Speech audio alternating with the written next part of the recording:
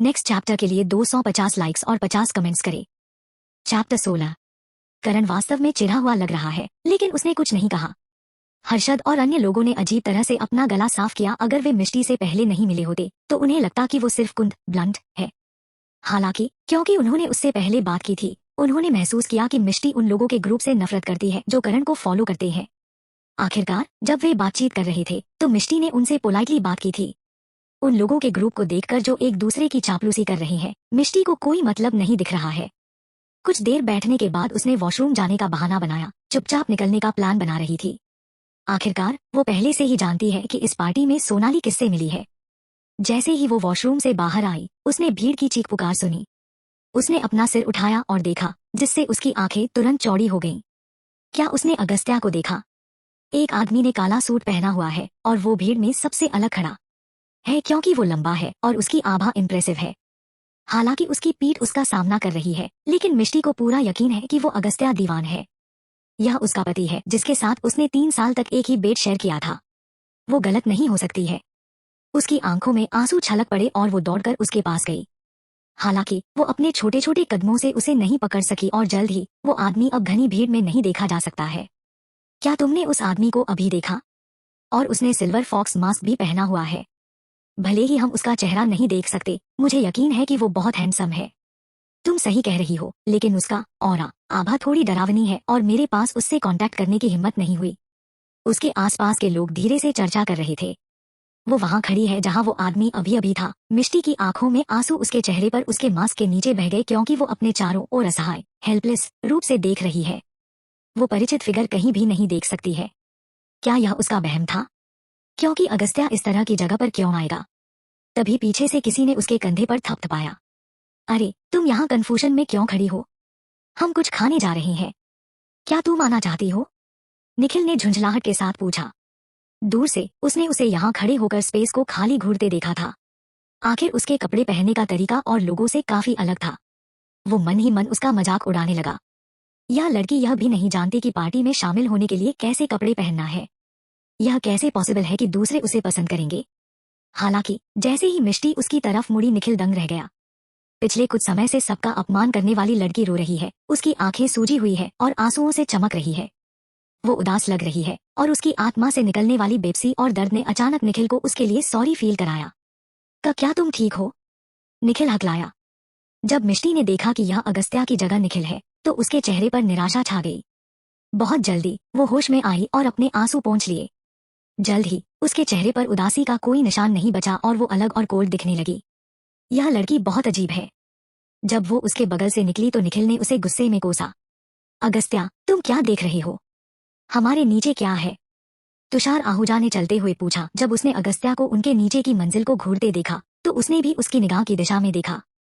फिर उसने हैरानी से कहा, वो एक रेयर ब्यूटी है। उसका मास्क भी सिल्वर फॉक्स है। क्या तुमने नहीं कहा था कि सिल्वर फॉक्स मास्क तुम्हारे खास लोगों के लिए है? तुषार के पास खड़े आदमी ने उसे नजरअंदाज कर दिया और उस खूबसूरत लड़की को घूर रहा है जो अभी अभी निकली है। क्या वो रो रही है? जब अगस्त्या ने देखा कि वो आदमी अभी अभी उसके कंधे पर हाथ फेर रहा है तो उसकी आंखें कोल्ड हो गईं। हे, वो पहले ही चली गई। घूरना बंद करो। वो लड़की कौन है? तुम ऐसे लग रहे हो जैसे तुम उसके जादू में काबू हो गए। तुषार ने उत्सुकता से पूछा। मिष्टी जल्द ही भीड़ में गायब हो गई। यह तब तक नहीं था जब तक अगस्त्या उसे बिल्कुल नहीं देख सका। उसने लापरवाही से अपनी निगाहें हटा ली और अपने कमरे में चला गया।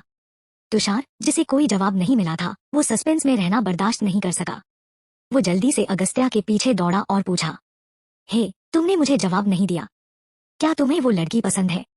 आदित्य आराम से अपने सोफे पर बैठ गया, अपना शराब का गिलास उठाया और एक घूंट लिया। कुछ सोचते हुए उसने अपनी बादाम के आकार की आंखें सिकोड़ लीं। मिस्टर दीवान, मैं आपसे भीख मांग रहा हूँ कि मुझे बताओ। अगर तुम मुझे नहीं बता रहे तो मैं उसके पीछे जाऊंगा। तुषार ने ठहाका लगाया। तुषार ने यह उम्मीद नहीं की थी कि उसके कहने के बाद उसके आसपास का टेम्परेचर कुछ डिग्री गिर जाएगा। वो काम गया। अगले सेकंड उसने अगस्त्या को कोल्ड टोन में उसे चेतावनी देते हुए सुना, तुम उसे परेशान करने की हिम्मत मत करना। तुषार ने घबराकर सांस छोड़ी। क्या तुम सीरियस हो? क्या तुम्हारे परिवार ने पहले से ही तुम्हारी शादी की अरेंजमेंट नहीं की है? मुझे नहीं लगता कि धोखा देना अच्छा विचार है। अगर तुम्हारे दादाजी को पता चल गया तो वो बहुत नाराज होंगे। इसके अलावा मुझे याद नहीं है कि तुम डेटिंग के लिए इतने एक्साइटेड कब हो गए। क्या तुमने अपनी बीमारी से उबरने के बाद आखिरकार रोशनी देख ली है?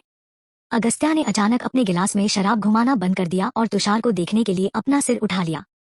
सपाट रूप से उसने कहा, वो मेरी मंगेतर है। क्या? तुषार इतना डर गया था कि वो कुछ कदम पीछे हट गया। क्या तुम कह रही हैं कि जिस जवान लड़की को हमने नीचे देखा और जो अभी तक 18 साल की नहीं दिखती, क्या वो तुम्हारी होने वाली वाइफ? अपनी आंखें सिकोड़ते हुए अगस्त्या ने कुछ अधीरता से कहा। क्या तुम्हें इससे कोई प्रॉब्लम है? नहीं, बिल्कुल नहीं। तुषार हर बार अगस्त्या के इस तरह से देखने से डरता है। लेकिन मैंने सुना है कि तुम्हारी मंगेतर एक जिद्दी लड़की है और वो तुमसे शादी करने के बजाय मर जाएगी। हालांकि वो अफवाहों की तरफ बिल्कुल नहीं लग रही है। वो प्यारी लग रही है, लेकिन क्या वो अभी तक 18 साल की है? क्या तुम सच में इतनी कम उम्र की लड़की में दिलचस्पी रखते हो? अगस्त्या का चेहरा काला पड़ गया। It's none of your business. लेकिन मुझे उस पर दया आती है। मैंने यह भी सुना है कि यह लड़की तुम्हारे दादाजी के लिए एक ideal grand daughter in law नहीं है। अगर यह तुम्हारी बीमारी की वजह से नहीं होता तो वो कभी भी एवरेज बैकग्राउंड की लड़की की शादी दीवान परिवार में नहीं होने देता। एक बार जब तुम पूरी तरह से ठीक हो जाओगे तो वो शायद उसे किसी बहाने से डिवोर्स देने के लिए मजबूर करेंगे। अगर ऐसा है तो वो सच में बहुत दयनीय है। शुरू में जब तुषार ने सुना कि यह लड़की अगस्त्या से शादी करने के बजाय मर जाएगी तो वो भी नाराज था और उसे पसंद नहीं करता था।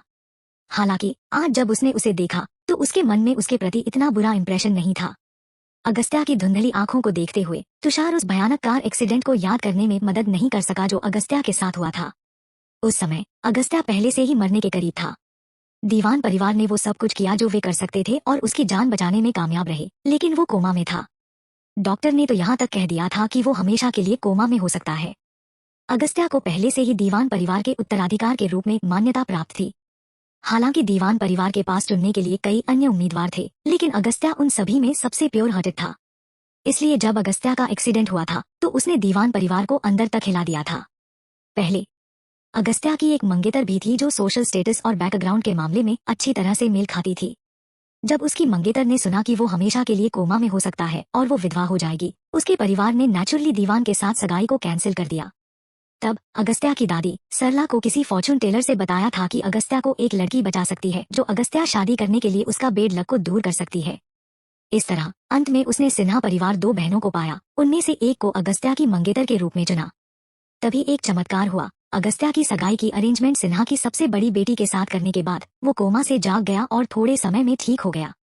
शराब उसके गिलास के अंदर घूम रही है और धीरे से कहा, मैं उससे ही शादी करूंगा।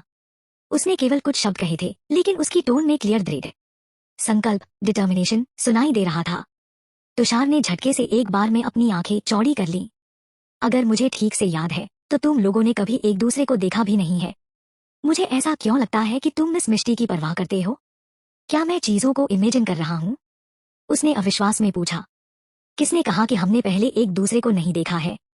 अगस्त्या ने अपनी यादों को याद करते हुए एक छोटी सी मुस्कान के साथ कहा। वे एक दूसरे से तब मिले थे जब वे बहुत छोटे थे। उस समय मिष्टी के दादा अक्सर उसे दीवान परिवार में लाया करते थे। एक बार अगस्त्या को पता चला कि मिष्टी ने एक टार्च चुराया है जो कि कुक ने स्पेशली उसके लिए बनाया था।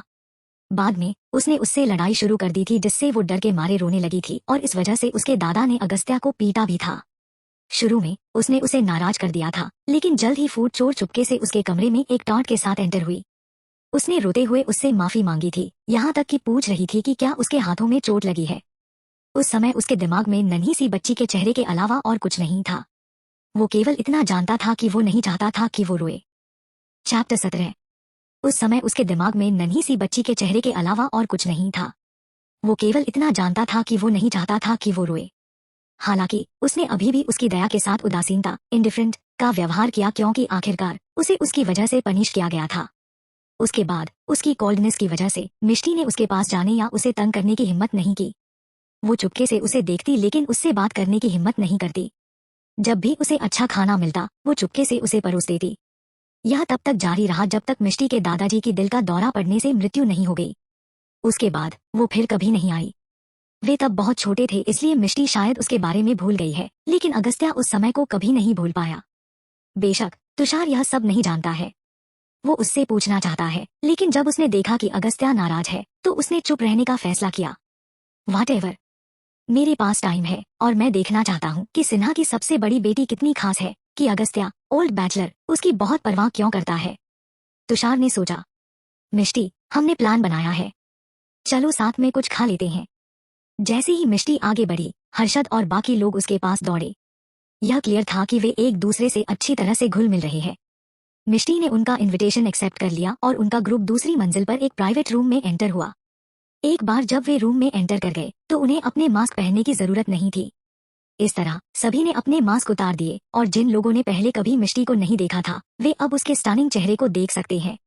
रोहन लगभग गायब हो जाने से पहले जो नाराजगी महसूस कर रहा था, वो उसे देखकर दंग हो गया। हालांकि मिष्टी ने बहुत ही सिंपल कपड़े पहने हैं, लेकिन वो उन कपड़ों में भी बेहद खूबसूरत लग रही है। इसके अलावा उसने जो मास्क पहना हुआ था, वो कुछ ऐसा है जिसे उसने पहले कभी नहीं देखा था, इसलिए वो उसे घूर रहा है। उसके बाद वो नाराज हो गया था क्योंकि मिष्टी रूड है, लेकिन उसने कभी नहीं सोचा था कि वो इतनी सुंदर होगी। कोई हैरानी नहीं कि लोग उसे जेएलयू यूनिवर्सिटी की सबसे सुंदर लड़की कहते हैं। फिर उसने वेटर को मेन्यू लाने के लिए बुलाया और लड़कों ने उससे कहा कि पहले लड़कियों को दे दो। नेचुरली मेनू सोनाली और कनिका के पास गया। जब उन्होंने कीमत देखी तो उन्होंने अपनी आंखें चौड़ी कर लीं। हर एक, भले ही वे गरीब नहीं है, फिर भी इस मील की कीमत उनकी मंथली एक्सपेंसेस के बराबर है। वे नहीं जानते हैं कि इस मील के लिए पेमेंट करने वाला बदकिस्मत कौन होगा, लेकिन उन्होंने परवाह नहीं की क्योंकि यह लड़कियों में से कोई भी नहीं होगा। इस विचार पर सोनाली और कनिका ने मन की शांति के साथ अपनी डिशेस मंगवाए। हो जाने के बाद उन्होंने अन्य लड़कियों को मेनू पास कर दिया। मिष्टी सोनाली के पास बैठी है, लेकिन सोनाली ने सीधे लिप्सा और साशा को मेनू दिया जो मिष्टी के दूसरी तरफ बैठे हैं। जब उन्होंने अभी नीचे अपना परिचय दिया तो सोनाली ने महसूस किया था कि लोगों का यह ग्रुप उस यूनिवर्सिटी से है जिसमें ज्यादातर वेल्थी फैमिली परिवारों ने अपने बच्चों को केंद्रा भेजा था। जो लोग इस तरह के यूनिवर्सिटी में एंटर कर सकते हैं, वे नेचुरली वेल्थी और रेस्पेक्टेबल लोग हैं। इसके अलावा सोनाली एक बहुत ही चौकस और फैशन के प्रति जागरूक लड़की है। वो जानती है कि कौन से डिजाइन किस ब्रांड और टियर के हैं, चाहे वो कपड़े हो या ज्वेलरी। इस तरह वो जानती है कि ये दोनों लड़कियां बहुत मूल्यवान हैं और वो उनसे दोस्ती करना चाहती है। अप्रत्याशित रूप से अनएक्सपेक्टेडली लिप्सा और साशा ने आईब्रो चढ़ा दी। तुम्हारी बड़ी बहन ने अभी तक कुछ भी ऑर्डर नहीं किया है, तुमने मेनू हमें पहले क्यों दिया? सोनाली के चेहरे पर मुस्कान एक पल के लिए जम गई। फिर उसने कहा, मिष्टी और मुझे एक ही खाना पसंद है और मैंने अभी अभी उसके लिए ऑर्डर किया है। लिप्सा और साशा ने उसे शक की निगाह से देखा।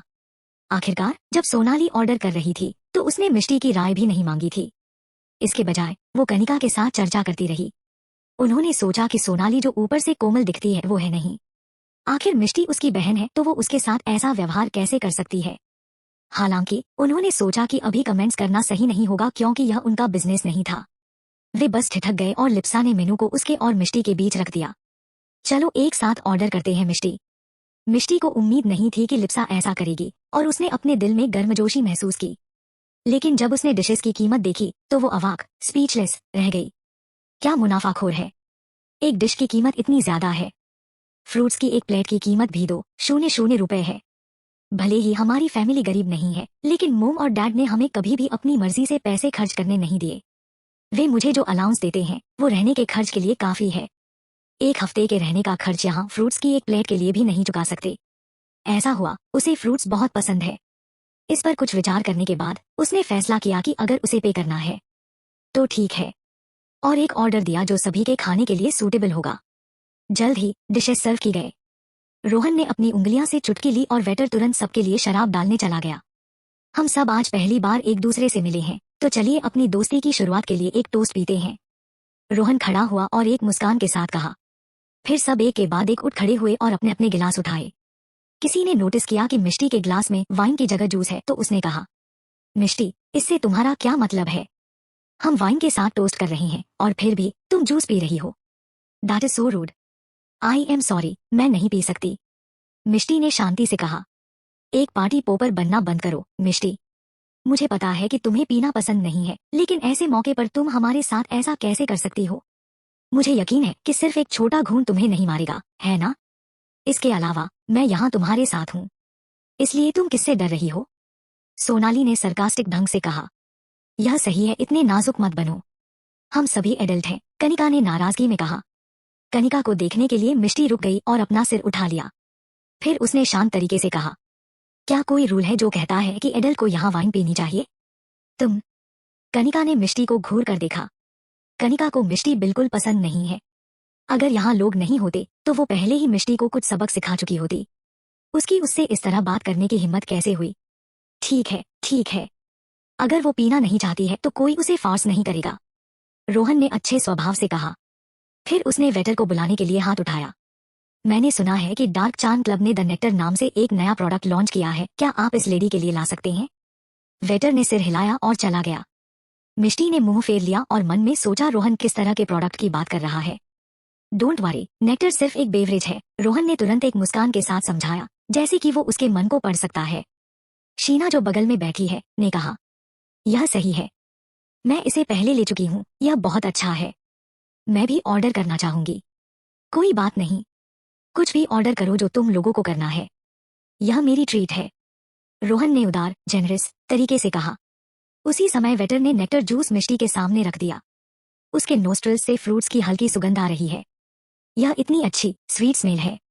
चूंकि शीना ने ऐसा कहा है इसलिए कोई प्रॉब्लम नहीं होनी चाहिए और मिष्टी इसे टेस्ट करना चाहती है। एक घूंट लेने के तुरंत बाद मिष्टी की आंखें चमक उठीं। वाकई यह बेवरेज शानदार है। रोहन ने उसे देखते ही अपनी आंखें चौड़ी कर लीं। फिर उसने जोर से निगल लिया और कहा, वेल, मैंने तुमसे कहा था कि इसका टेस्ट अच्छा है।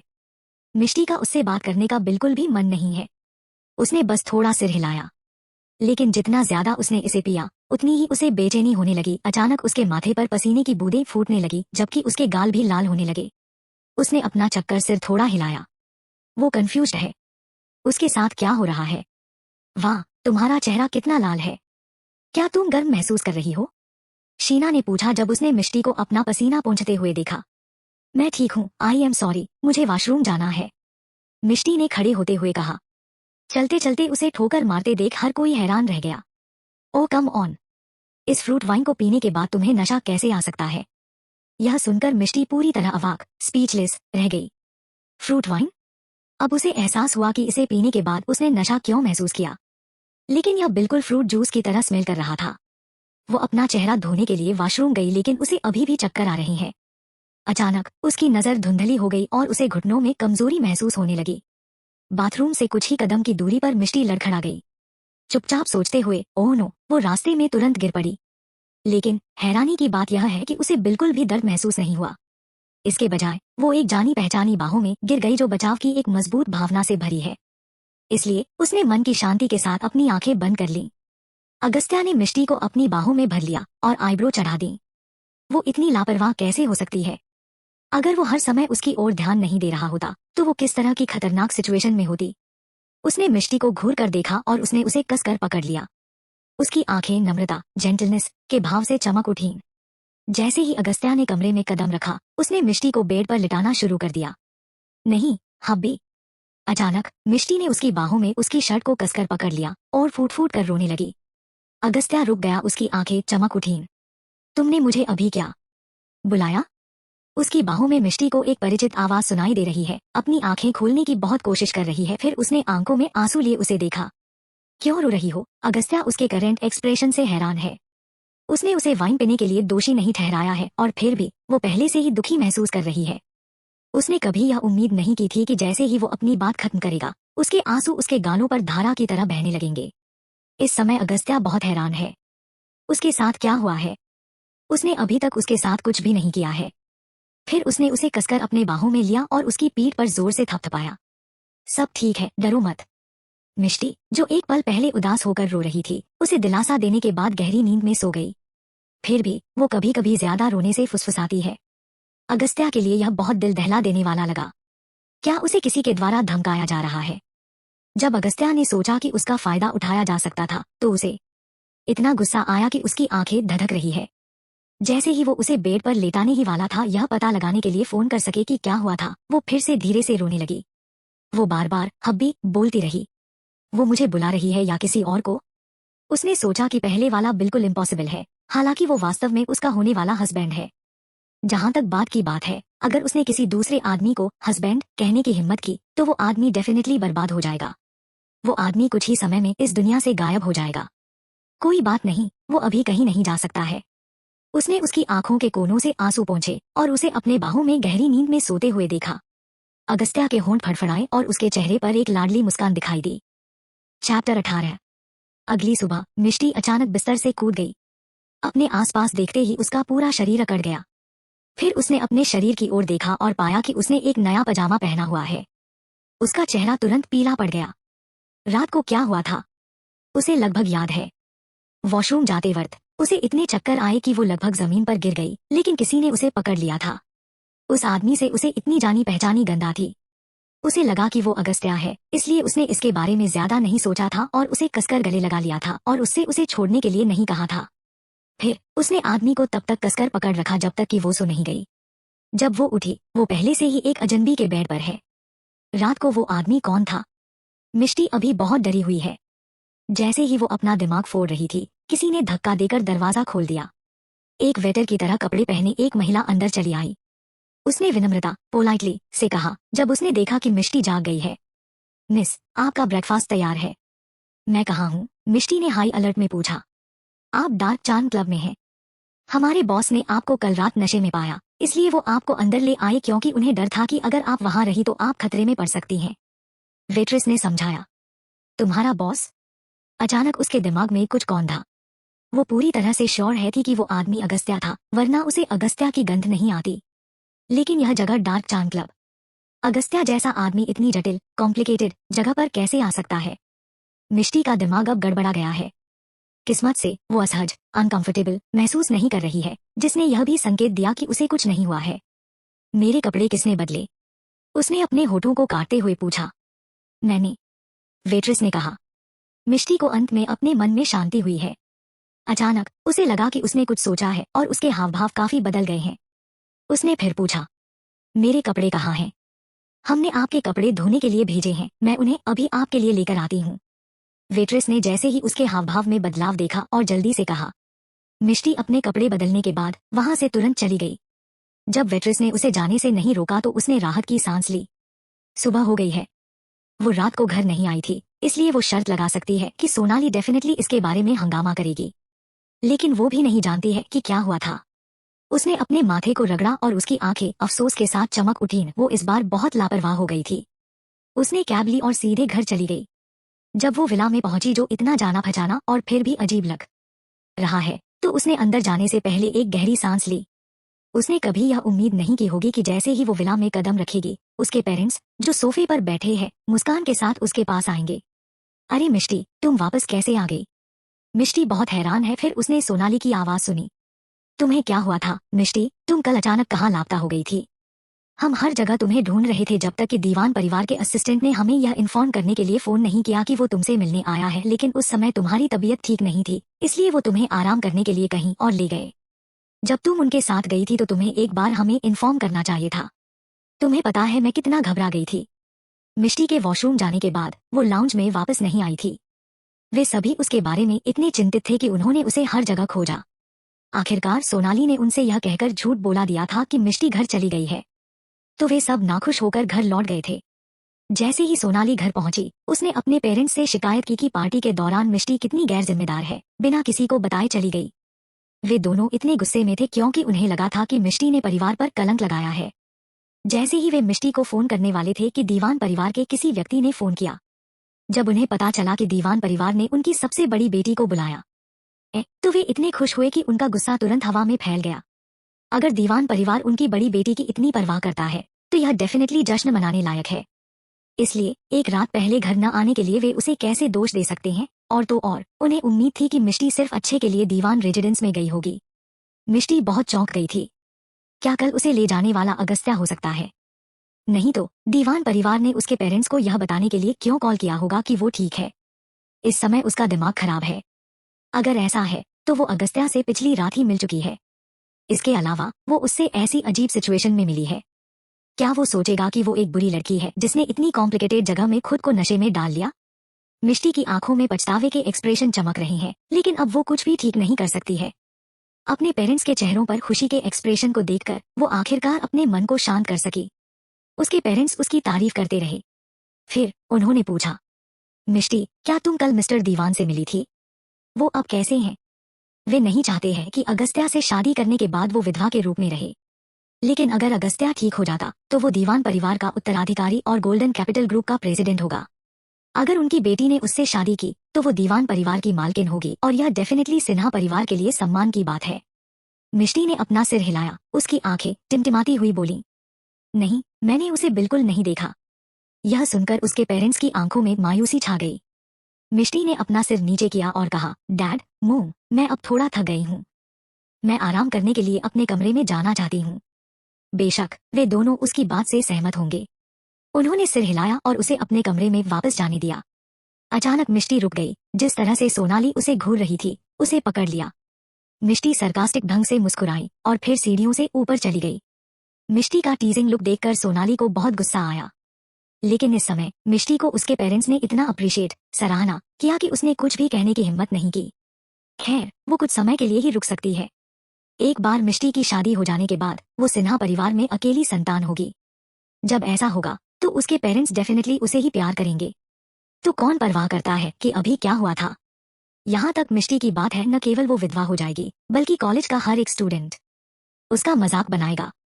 इन विचारों के साथ सोनाली ने अपने दिल में बेहतर महसूस किया। जिस दिन मिष्टी सिन्हा को छोड़कर दीवान परिवार में शादी करेगी, वो दिन आखिरकार आ ही गया है। उसके पेरेंट्स को डर है कि दूसरे लोग सोच सकते हैं कि वे अपनी बेटी को बेच रही हैं, इसलिए उन्होंने मिष्टी की शादी के बारे में अपने दोस्तों या परिवार को नहीं बताया है। इसलिए इस महान दिन पर किसी को भी इनवाइट नहीं किया गया है। नीलम एक जिम्मेदार माँ बनना चाहती है, इसलिए वो मिष्टी की तैयारियों में मदद करने के लिए जल्दी उठ गई। मिष्टी को शादी के लिए मजबूर करने के लिए वो भी दोषी महसूस कर रही है। नीलम ने मिष्टी के बेडरूम का दरवाजा खटखटाया। तभी उसे कमरे के अंदर से एक साफ और मीठी आवाज सुनाई दी। उसने राहत की सांस ली और अंदर चली गई।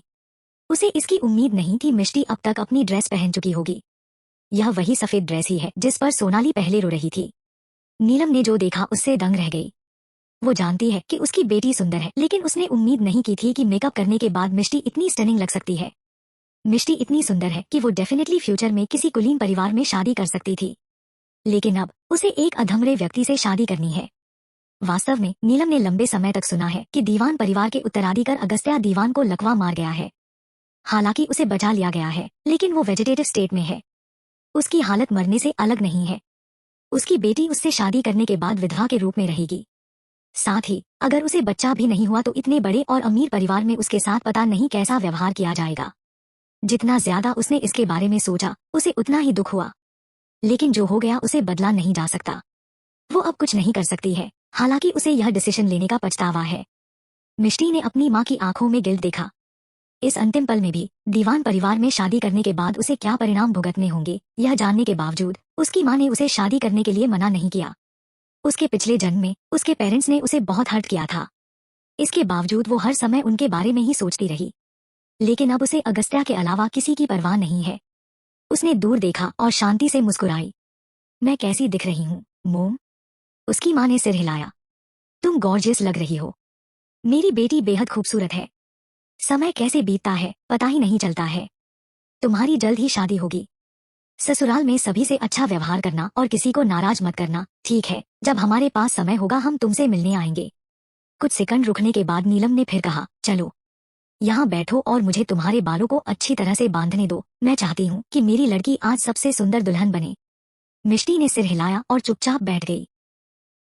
पलक झपकते ही सुबह के 10 बज चुके हैं।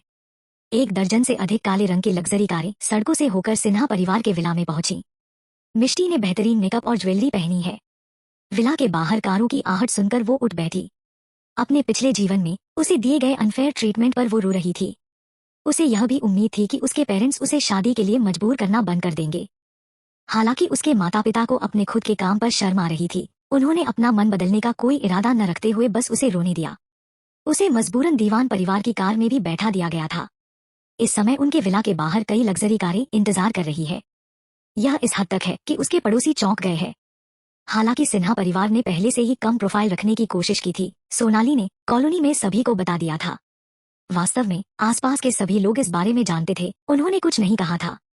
लेकिन मिष्टी उस समय कितनी बेबस और दुखी थी, यह देखकर वे उसके माता पिता पर उंगली उठाने लगे। उसके माता पिता इतने शर्मिंदा थे कि वे उसके साथ अधीरता, इम्पेशेंटली से पेश आने लगे। शादी से इनकार करने पर दोनों ने उससे रिलेशन तोड़ने की धमकी भी दी थी। वो इतनी डरी हुई थी कि वो जम गई। वो केवल 18 वर्ष की थी और उसे ऐसा अपमान सहना पड़ा। उसके गालों पर आंसू बह रहे थे, लेकिन उसने एक और शब्द कहने की हिम्मत नहीं की, इस डर से कि उसके माता पिता उससे नाराज हो जाएंगे। अंत में वो निराशा में चली गई थी। अगर अगस्त्या ने उसके साथ अच्छा व्यवहार नहीं किया होता और वो उतना डरावना होता जितना उसके बारे में कहा जाता था, तो शायद उसने खुद को मार लिया होता। लेकिन वो अब इस जीवन में ऐसा नहीं सोचेगी। मिष्टी सचमुच इस दिन के आने का इंतजार कर रही थी। बेडरूम के बाहर सोनाली ने फिर से बतंगड़ बनाना शुरू कर दिया। मिष्टी, तुम वहां क्या कर रही हो? दीवान परिवार अपने आदमियों को तुम्हारी तलाश में भेज चुके हैं। क्या तुम अपनी शादी छोड़ने की सोच रही हैं? जल्दी बाहर निकलो। मिष्टी ने मुड़कर एक गहरी सांस ली। उसने यह श्योर करने के लिए खुद को आईने में चेक किया कि सब कुछ ठीक है। तो उसने अपनी ड्रेस का हेम उठा लिया और वो शालीनता ग्रेसफुली से बाहर चली गई। जब दरवाजा खुला तो सोनाली, जो बहुत खुश लग रही थी, दंग रह गई। वो मिष्टी से नजरें नहीं हटा पा रही है। वो ड्रेस में खूबसूरत लग रही है। जब वो अपने होश में आई तो उसकी आंखों में आंसू भर आए। मिष्टी, क्या तुम नहीं जानती कि मिस्टर दीवान पैरालाइज्ड है और बिस्तर पर पड़े हैं? तुम इस तरह से कपड़े क्यों पहन रही हो? तुम इसे किसे दिखाने जा रही हो? सोनाली ने सरकास्टिक लहजे में कहा। मिष्टी ने मन में सोचा, भले ही सोनाली अगस्त्या के बारे में कुछ भी कहे, लेकिन जब वो उसे देखेगी तो उसे इसका पछतावा जरूर होगा। सोनाली ने हमेशा सोचा है कि दुनिया की सभी बेहतरीन चीजें उसी की हैं। उस समय अगस्त्या से मिलने के बाद उसने उसके करीब आने की बहुत कोशिश की थी। वो यह भी उम्मीद करने लगी कि वो मिसेज दीवान बन सकती हैं। लेकिन अगस्त्या उससे पूरी तरह से नफरत करता था। वो उसकी एक झलक भी नहीं देखना चाहता था। उसके प्यार में पड़ने की बात तो दूर। शायद यही वजह है कि सोनाली को मिष्टी से जलन होती थी। आखिरकार उसकी तुलना में अगस्त्या ने मिष्टी के साथ बहुत अच्छा बिहेवियर किया था। वो उस क्रूर, क्रूएल और निर्दयी, रूथलेस आदमी से बिल्कुल अलग था जिसे लोग उसे समझते थे। बाद में सोनाली ने महसूस किया कि मिष्टी ने उस आदमी को छीन लिया है जो उसका होने वाला था। वो पूरी तरह से भूल चुकी थी कि कैसे उसने पहली बार उससे शादी न करके परिवार में कलंक लगाया था। जल्दी आओ मिष्टी, नीचे लोग तुम्हारा इंतजार कर रहे हैं। उसके पेरेंट्स ने उसे नीचे आने के लिए कहा। यह देखकर सोनाली हंसी और कहा, हैप्पी वेडिंग मिष्टी। मिष्टी बिल्कुल भी नाराज नहीं है। उसने अपनी ठुड्डी उठाई और मुस्कुरा दी। Thank you. सोनाली के अजीब तरह से देखने के बावजूद वो सीढ़ियों से नीचे उतरी। जैसे ही उसने विला छोड़ा, उसके पड़ोसी शो देखने के लिए अपनी बालकनियों पर बाहर आने लगे। कुछ शरारती बच्चे भी चिल्लाए, दुल्हन यहाँ है, दुल्हन यहाँ है। तुरंत उन्हें एडल्ट द्वारा लेक्चर दिया गया और वो चुप हो गए। यह लड़की बहुत सुंदर है। बेड लक को दूर करने के लिए वे उसे शादी में कैसे धकेल सकते हैं? मुझे हैरानी है कि उसके पेरेंट्स ऐसा सोचते हैं। वे उसके साथ ऐसा कैसे कर सकते हैं? मैंने सुना है कि जिस परिवार में वो शादी करने जा रही है वो बहुत अमीर है। नीचे सभी फैंसीकारों को देखें, मुझे यकीन है कि उनमें से हर एक की कीमत एक बम है। दूल्हे का परिवार बहुत वेल्थी दिख रहा है, लेकिन इस परिवार के पास पैसों की कमी नहीं है, तो वे अपनी बेटी को नर्क में कैसे धकेल सकते हैं? आसपास के लोगों ने सिन्हा पर बहस और आलोचना करना शुरू कर दिया। इसी दौरान एक आदमी पहली कार से उतरा। वो एक सफेद टक्सीडो पहने हुए है और चेहरे पर मुस्कान के साथ मिष्टी के माता पिता को ग्रीट करने लगा। जैसे ही उसने मिष्टी को देखा, वो थोड़ा दंग हुआ। फिर उसने कहा, मिस सिन्हा, नहीं, मुझे अब आपको मिसेज दीवान के रूप में एड्रेस करना चाहिए। आज एक बड़ा दिन है मिस्टर दीवान, और हम जल्दी आपको लेने के लिए आए हैं। आई एम सॉरी कि मैंने आपको पहले से नहीं बताया। फिर उसने फूलों का एक गुलदस्ता निकाला और उसे मिष्टी को सौंप दिया। गुलदस्ता पाकर मिष्टी बहुत हैरान हुई। उसने अविश्वास से उसकी ओर देखा। तुम्हारा, क्या तुम्हारा मतलब उससे है? वो अपने पीछे मौजूद शानदार काली कार को देखने से अपने आप को रोक नहीं पाई। मिष्टी के माता पिता भी हैरान है। क्या अफवाह यह नहीं है कि मिस्टर दीवान अपाहिज है और बिस्तर पर है? वो कैसे आ सकते हैं? वेल, मिस्टर आर्यन, क्या आपके प्रेसिडेंट ठीक हो गए हैं? मिष्टी के पिता ने अविश्वास में पूछा। जी हाँ, it's all thanks to Mrs Diwan कि हमारे प्रेसिडेंट इतनी जल्दी ठीक हो गए हैं, आर्यन ने एक मुस्कान के साथ कहा। जैसे ही उसके पिता ने आर्यन की बात सुनी, उसकी आंखें खुशी के एक संकेत से चमक उठीं। अगर ऐसा है तो उसकी बेटी को अब विधवा नहीं होना पड़ेगा। इससे हटके सोनाली का चेहरा एक पल में भयानक रूप से बदल गया। उसे थोड़ी घबराहट भी महसूस हुई। अगर अगस्त्या अपनी बीमारी से उबर जाता है तो मिष्टी को न केवल परिवार में शादी करने के बाद विधवा का जीवन जीना पड़ेगा, बल्कि वो ऑफिशियली मिसेज दीवान बन जाएगी। सोनाली ने अपनी उंगलियों को मुट्ठी में कस लिया। पहले तो उसने सोचा था कि वो मिष्टी को बेवकूफ बनते हुए देख सकती है, लेकिन अब उसे एहसास हुआ कि वो बेवकूफ है। आखिर यह दीवान परिवार है। इस परिवार से थोड़ा सा भी रिलेशन रखने वाला कोई भी व्यक्ति खुशहाल जीवन जी सकता है। भास्कर परिवार के उत्तराधिकार की पत्नी बनकर। उस समय अगस्त्या के एक्सीडेंट होने से पहले इम्पोर्टेंट फैमिलीज की कई यंग लड़कियां उससे शादी करने की उम्मीद कर रही थी। लेकिन अब मिष्टी इतनी आसानी से गद्दी पर बैठ गई है। सोनाली ने एक गहरी सांस ली। लेकिन वो अभी भी ठीक है, क्योंकि उसने सुना है कि अगस्त्या क्रूर, क्रूएल और निर्दयी, रूथलेस है और उसके हाथ अनगिनत जिंदगियों के खून से सने हैं। अगर उसने ऐसे निर्दयी आदमी से शादी की तो वो हर दिन केवल आतंक में ही रहेगी। इस विचार पर सोनाली ने उपहास स्कॉफ्ट किया। मिस्टर दीवान यहाँ हैं, वे खुद नीचे क्यों नहीं आए? आर्यन ने शांति से जवाब दिया। हालांकि मिस्टर दीवान ठीक हो गए हैं, डॉक्टर ने उन्हें घर पर रहने की सलाह दी है, इसलिए वो कार से नहीं उतर सकते हैं। फिर उसने मिष्टी को देखा। ठीक है। मिष्टी ने भी सिचुएशन को अच्छी तरह से समझा। उसके पिछले जीवन में अगस्त्या अपनी बीमारी से उबर चुका था, लेकिन उसके पैर अभी भी कमजोर है, इसलिए उसे कुछ समय के लिए व्हीलचेयर का इस्तेमाल करना पड़ा। यह अफसोस की बात है कि उसने उस समय इसे केवल नजरअंदाज किया था। उसने उसकी परवाह भी नहीं की थी। हालांकि उसने कभी नहीं सोचा था कि वो आज पर्सनली उसे लेने आएगा। वो इस समय थोड़ी घबराई हुई है, क्योंकि पिछले जीवन में वो उसे लेने नहीं आया था। आर्यन की बात सुनकर सोनाली ने खुशी महसूस की। अगस्त्या को मिष्टी की बिल्कुल भी परवाह नहीं है, नहीं तो वो इस तरह के लंगड़े बहाने का इस्तेमाल करके कार से बाहर निकलने से इनकार नहीं करता।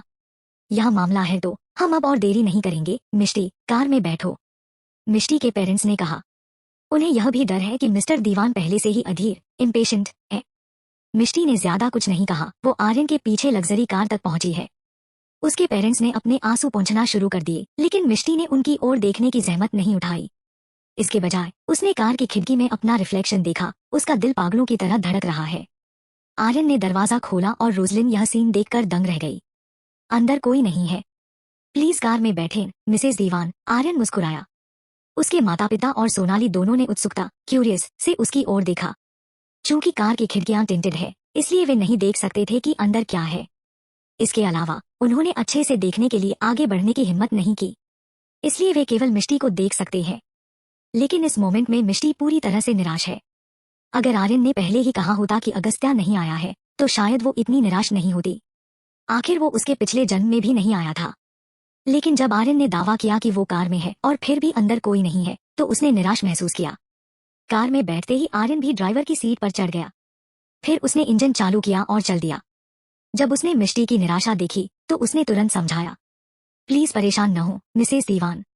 मिस्टर दीवान किसी वजह से आपको लेने नहीं आ सके, लेकिन वो नहीं चाहता थे कि आपके पेरेंट्स यह सोचे कि उन्हें आपकी परवाह नहीं है, इसलिए उन्होंने मुझसे यह कहने के लिए कहा था। मिष्टी इस समय सोच में गहरी लग रही है। अचानक उसने अपना सिर उठाया, उसकी आंखें चमक उठीं और उसने कहा, ठीक है। रियरव्यू मिरर में मिष्टी के मूड में अचानक बदलाव देखकर आर्यन हैरान रह गया। सबसे पहले जब आर्यन उसे लेना आया तो उसने सोचा कि मिष्टी बहुत रो रही होगी। आखिरकार वो लंबे समय से जानता है कि वो अगस्त्या से शादी नहीं करना चाहती है, लेकिन उसने कभी यह उम्मीद नहीं की थी कि काम स्मूथली और बिना किसी हिचकिचाहट के हो जाएगा। इसके अलावा जब उसने कहा कि अगस्त्या कार में है तो उसकी एक्साइटमेंट असली थी। वो उसे देखकर वाकई बहुत खुश होती। लेकिन जब उसने कार अंदर किसी को नहीं देखा तो वो तुरंत निराश हो गई। अचानक आर्यन ने महसूस किया कि मिष्टी वास्तव में अगस्त्या की परवाह करती है। कार भीड़-भाड़ वाली सड़कों और ऊंची ऊंची इमारतों से होकर गुजरी। मिष्टी ने अपनी आंखों में चमक के साथ खिड़की के बाहर के सीन को देखा। चूंकि उसका पुनर्जन्म हुआ है, यह पहली बार है कि उसने इतना रियल महसूस किया। आखिरकार वो फिर से अपना जीवन जी सकती है। वो अपनी किस्मत भी बदल सकती है और सभी ट्रेजेडी को फिर से होने से रोक सकती है। वो जिद्दी नहीं होगी और ना ही अगस्त्या से छोटी छोटी बातों पर बहस करेगी। वो उसे गुस्सा भी नहीं दिलाएगी। जीवन में वो बस उसके साथ रहना चाहती है और अपने पिछले जीवन में की गई सभी गलतियों को सुधारना चाहती है। लेकिन हो सकता है यह उन सभी परेशानियों की भरपाई करने में सक्षम न हो जो उससे पहले हुई थी। अगर यह उसकी बेवकूफ़ी की वजह से नहीं होता तो ये सब चीजें नहीं होती। उसकी आंखें फिर से भरने लगी। उसका बच्चा 3 महीने की प्रेगनेंसी के बाद उसके गर्भ में ही मर गया था। उसे अचानक अगस्त्या का सामना करने में बहुत शर्मिंदगी महसूस हुई। उसने अतीत में कितनी भी गलतियां की हों, वो उनका प्रायश्चित अटोन नहीं कर पाएगी, चाहे वो कितनी भी बार मरे। उसने चुपके से अपने आंसू पोंछ लिए। हर बार जब वह अपने साथ हुई ट्रेजेडी को याद करती तो वो खुद को थप्पड़ मारना चाहती है। कार धीरे धीरे एक आलीशान मेंशन में घुसी और रुक गई। यह मेंशन एक पहाड़ी के ऊपर स्थित सिचुएटेड है। आसपास कोई अन्य मेंशन नहीं है। मेंशन इतना बड़ा है कि इसे पहाड़ी के एक विशाल एरिया पर बनाया गया है। उसके पिछले जीवन में यह वो जगह थी जहां वो हर दिन रहती थी। उसी समय दूसरी मंजिल पर एक आदमी स्टडी रूम की खिड़की के पास खड़ा है। उसने काले रंग का सूट पहना हुआ है और चेहरे पर ठंडे एक्सप्रेशन देखे। जब आर्यन ने कार का दरवाजा खोला तो मिष्टी व्हाइट ड्रेस में कार से बाहर निकली। वो उसकी दिशा में चली आ रही है। वो सीन ठीक वैसा ही है जैसी उसने कल्पना की थी। आदमी की आंखें चमक उठी। इससे पहले कि लड़की सिर उठा पाती, वो खिड़की से गायब हो चुका है। केवल हवा में लहराता हुआ पर्दा रह गया है। किसी तरह मिष्टी को लगा कि अभी अभी वहां कोई था। मिष्टी ने महसूस किया है कि कोई उसे अभी देख रहा है, इसलिए उसने सिर उठाकर उस दिशा में देखा, लेकिन उसे कुछ भी नहीं दिखा। शायद वो बहुत सेंसिटिव हो रही है, इसलिए उसने अब इसके बारे में नहीं सोचा। कार का दरवाजा खोला तो मिष्टी व्हाइट ड्रेस में कार से बाहर निकली। वो उसकी दिशा में चली आ रही है। वो सीन ठीक वैसा ही है जैसी उसने कल्पना की थी। आदमी की आंखें चमक उठी। इससे पहले कि लड़की सिर उठा पाती, वो खिड़की से गायब हो चुका था। केवल हवा में लहराता हुआ पर्दा रह गया है। किसी तरह मिष्टी को लगा कि अभी अभी वहां कोई था। मिष्टी ने महसूस किया है कि कोई उसे अभी देख रहा था, इसलिए उसने सिर उठाकर उस दिशा में देखा, लेकिन उसे कुछ भी नहीं दिखा। शायद वो बहुत सेंसिटिव हो रही है, इसलिए उसने अब इसके बारे में नहीं सोचा। मेंशन में कोई सेलिब्रेशन नहीं हो रहा है। नौकर अभी भी पहले की तरह कोल्ड है। उन्हें लग ही नहीं रहा है कि आज मेंशन में किसी की शादी हो रही है। मिष्टी जानती है कि दीवान परिवार उसका तिरस्कार करता है। अगर यह बेड लक दूर करने के लिए नहीं होता तो उसके जैसी लड़की को इतने अमीर और कुलीन परिवार में शादी करने का मौका कभी नहीं मिलता। कोई रिसेप्शन भी नहीं था, बल्कि सभी को खबर न फैलाने का ऑर्डर दिया गया था। कोई उसे वेलकम करने भी नहीं आया है। अपने पिछले जीवन में जब वो पहली बार यहाँ आई थी तो ऐसी अनजान जगह और ऐसे अनजान लोगों को देखकर बहुत डर गई थी।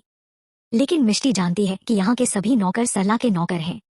अगस्त्या के सर्वेंट उसकी रिस्पेक्ट करते हैं। मिष्टी के आने के बाद अपने पोते की हेल्थ में सुधार देखकर सरला ने उसके साथ अच्छा व्यवहार किया था। थोड़ी देर बाद मिष्टी को एक कमरे में ले जाया गया, लेकिन वो अगस्त्या का कमरा नहीं है। यह मेंशन में एक गेस्ट रूम है। मिष्टी यह जानती है, लेकिन उसके हाव भाव नहीं बदले। कुछ देर बाद किसी ने दरवाजा खटखटाया। वो अचानक से घबरा गई थी, वो उठी और फौरन दरवाजा खोला। वास्तव में वो आदमी जो कमरे के बाहर व्हीलचेयर पर मैरिज सर्टिफिकेट के साथ बैठा है, वो वह आदमी है जिसे उसने सबसे ज्यादा याद किया, अगस्त्या दीवान।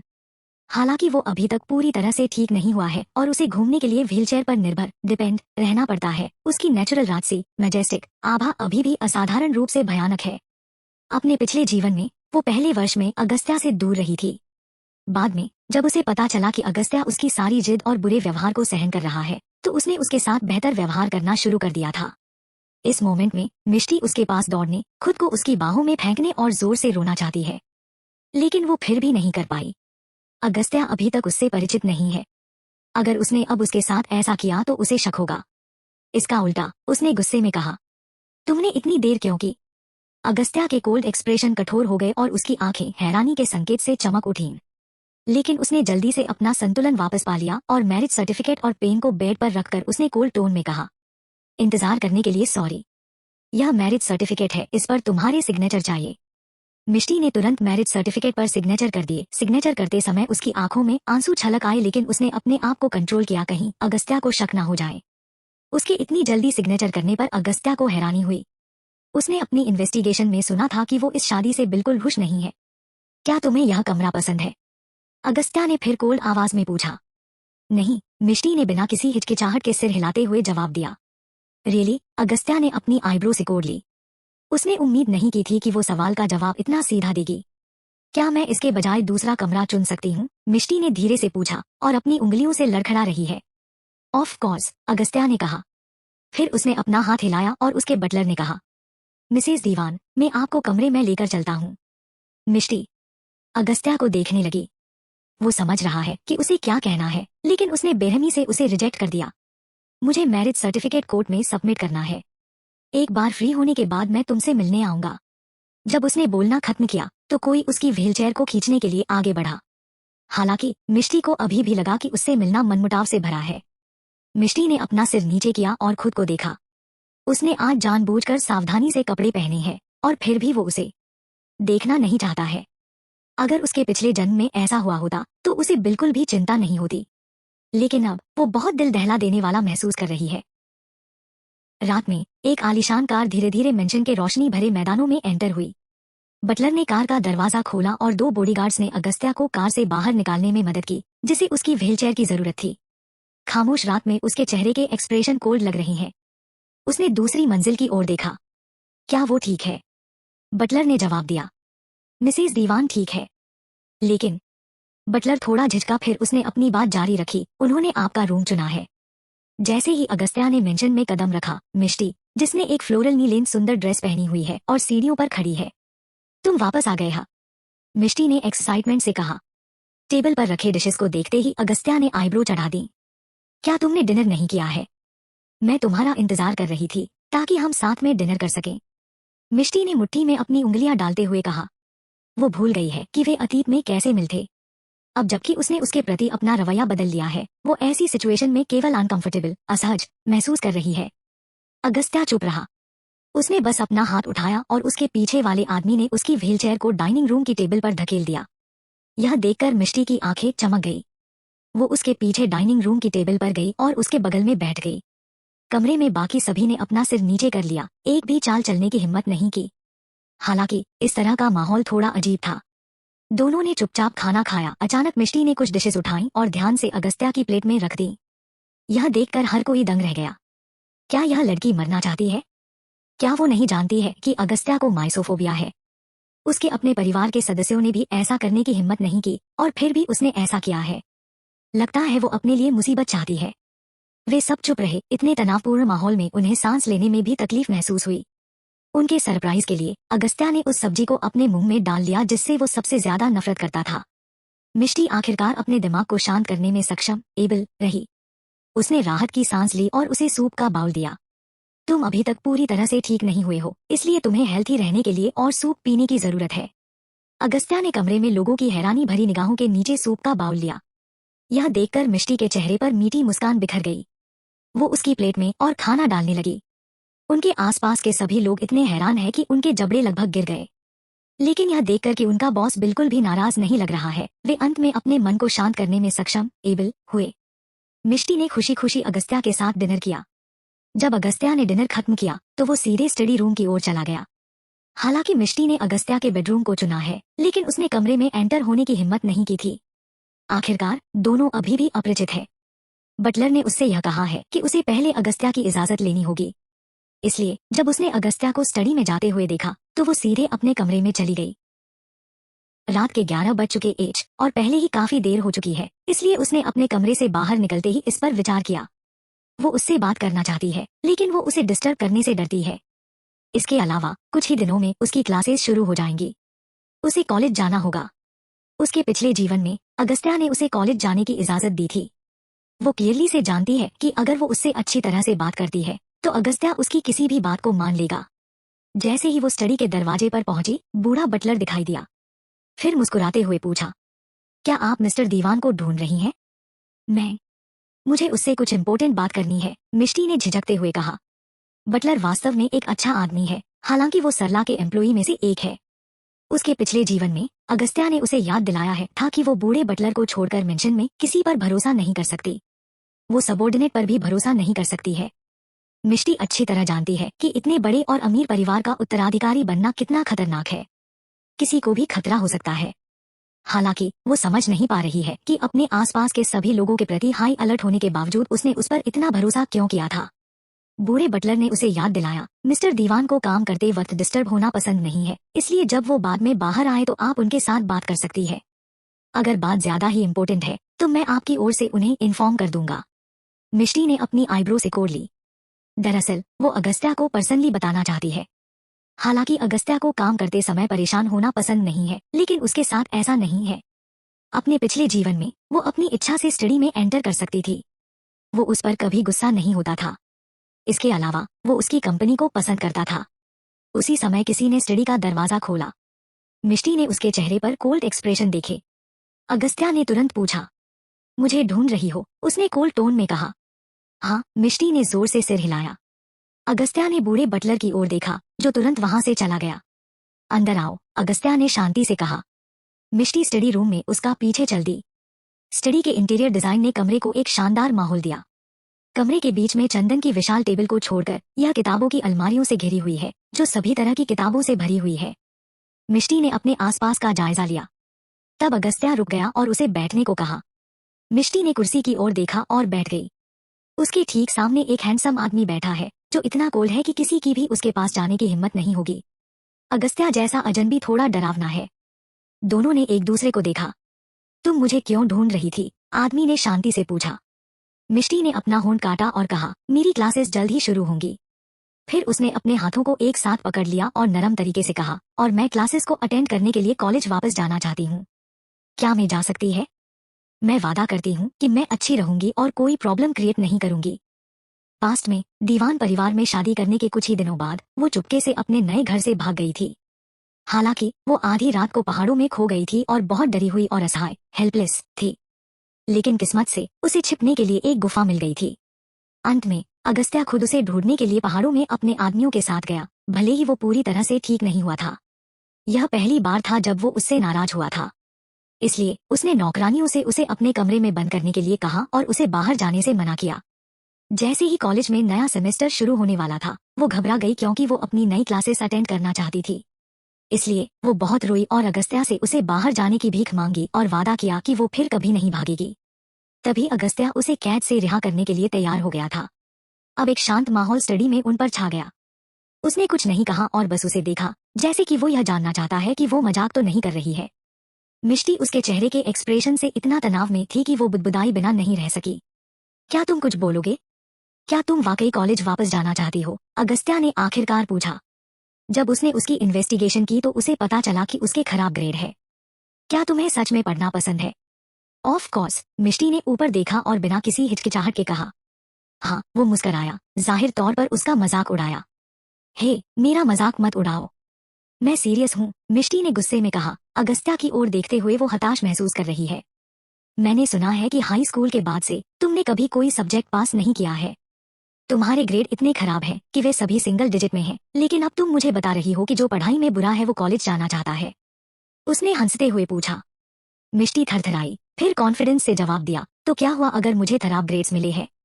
इसका मतलब यह नहीं है कि मैं कॉलेज जाने के लायक नहीं हूँ।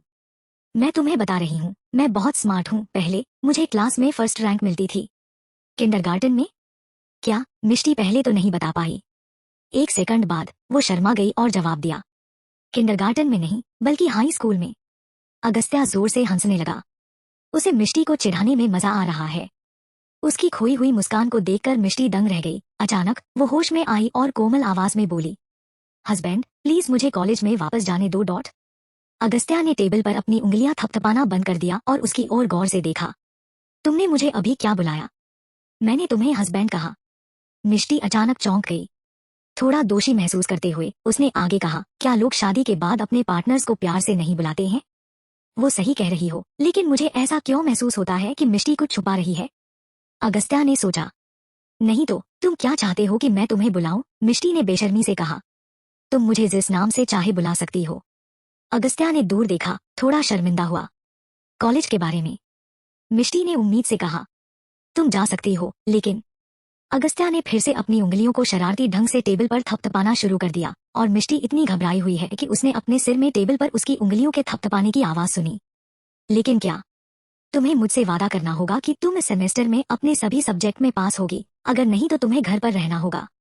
अगस्त्या दीवान की पत्नी के खराब ग्रेड नहीं हो सकते। अगर यह खबर फैली तो मुझे शर्म आएगी। उसने उसे ताना मारते हुए परेशान दिखने का नाटक किया। मिष्टी ने अपने होठों से हल्का पॉट बनाया और सोचा, तुमने पहले तो ऐसा महसूस नहीं किया था। अगस्त्या ने उसे पॉट बनाते हुए पकड़ा और अनजाने में वो मुस्कुराया। क्या तुम्हें समझ आया मैं क्या कह रहा हूँ? मिष्टी ने सिर हिलाया, फिर अगले सेकंड अपना सिरना में हिलाया, क्योंकि यह वो नहीं था जो वो मानना चाहती थी। फिर आखिरी में उसे अगस्त्या से वादा करना पड़ा, मैं अपने सभी सब्जेक्ट को पास कर लूंगी। अब तुम्हें थोड़ा आराम करना चाहिए। अगस्त्या ने शांति से कहा और फिर से दूर देखा। कमरे से बाहर निकलने से पहले उसे कुछ याद आया और अचानक बोली, आज मैंने एक बड़ा कमरा चुना है, लेकिन रूम का कलर थोड़ा अच्छा नहीं है और मुझे यह पसंद नहीं है। क्या मैं इसे बदल सकती हूँ? अगस्त्या ने आईब्रो सिकोड़ ली। नहीं, तुम नहीं बदल सकती। तुम्हारा क्या मतलब है कि मैं उस कमरे में रह सकती हूँ, लेकिन मैं उसमें कुछ भी नहीं बदल सकती? मिष्टी ने गहरे विचार में देखा। जब तक तुम्हें बाद में पछतावा न हो, तुम वहां कभी भी आ जा सकती हो। वो अचानक बुरी तरह मुस्कुराया। मिष्टी डर के मारे पीछे हट गई, लेकिन खुद को चिल्लाने के लिए मजबूर किया, मुझे इसका कभी पछतावा नहीं होगा। फिर वो चौंका देने वाले अगस्त्या को पीछे छोड़ते हुए स्टडी रूम से बाहर आ गई। गुनगुनाते हुए मिष्टी ने समय निकालकर अगस्त्या के कमरे में अपना सामान रखा। जब सर्वेंट्स ने यह देखा तो दंग रह गए। हालांकि किसी ने बोलने की हिम्मत नहीं की और वे जल्दी से अपने काम में लग गए। मिष्टी उसके साथ बहुत कुछ नहीं लाई, ज्यादातर उसके पसंद के कपड़े थे। अगस्त्या के कमरे में एक वॉक इन वार्डरोब है और उसके सूट और लेदर जूते से भरे हुए हैं जो ऐसे लग रहे हैं कि उसने कभी पहना नहीं है। वे सभी कलर्स और पैटर्न में है और इतनी सफाई से अरेंज्ड है कि यह कपड़ों की दुकान की तरह लग रहा है। बदकिस्मती से उसके लिए वो जल्द ही उससे यह ड्रेसिंग रूम लेगी। उसने सूट के बगल में अपने कपड़े लटकाए जिसने इस ठंडे निराले कमरे में कोमलता का स्पर्श जोड़ दिया। सैटिस्फाइड होकर वो खुद पर मुस्कुराई। जब उसने अनपैक करना बंद किया तो उसने अपना पजामा पकड़ा और बाथरूम में चली गई।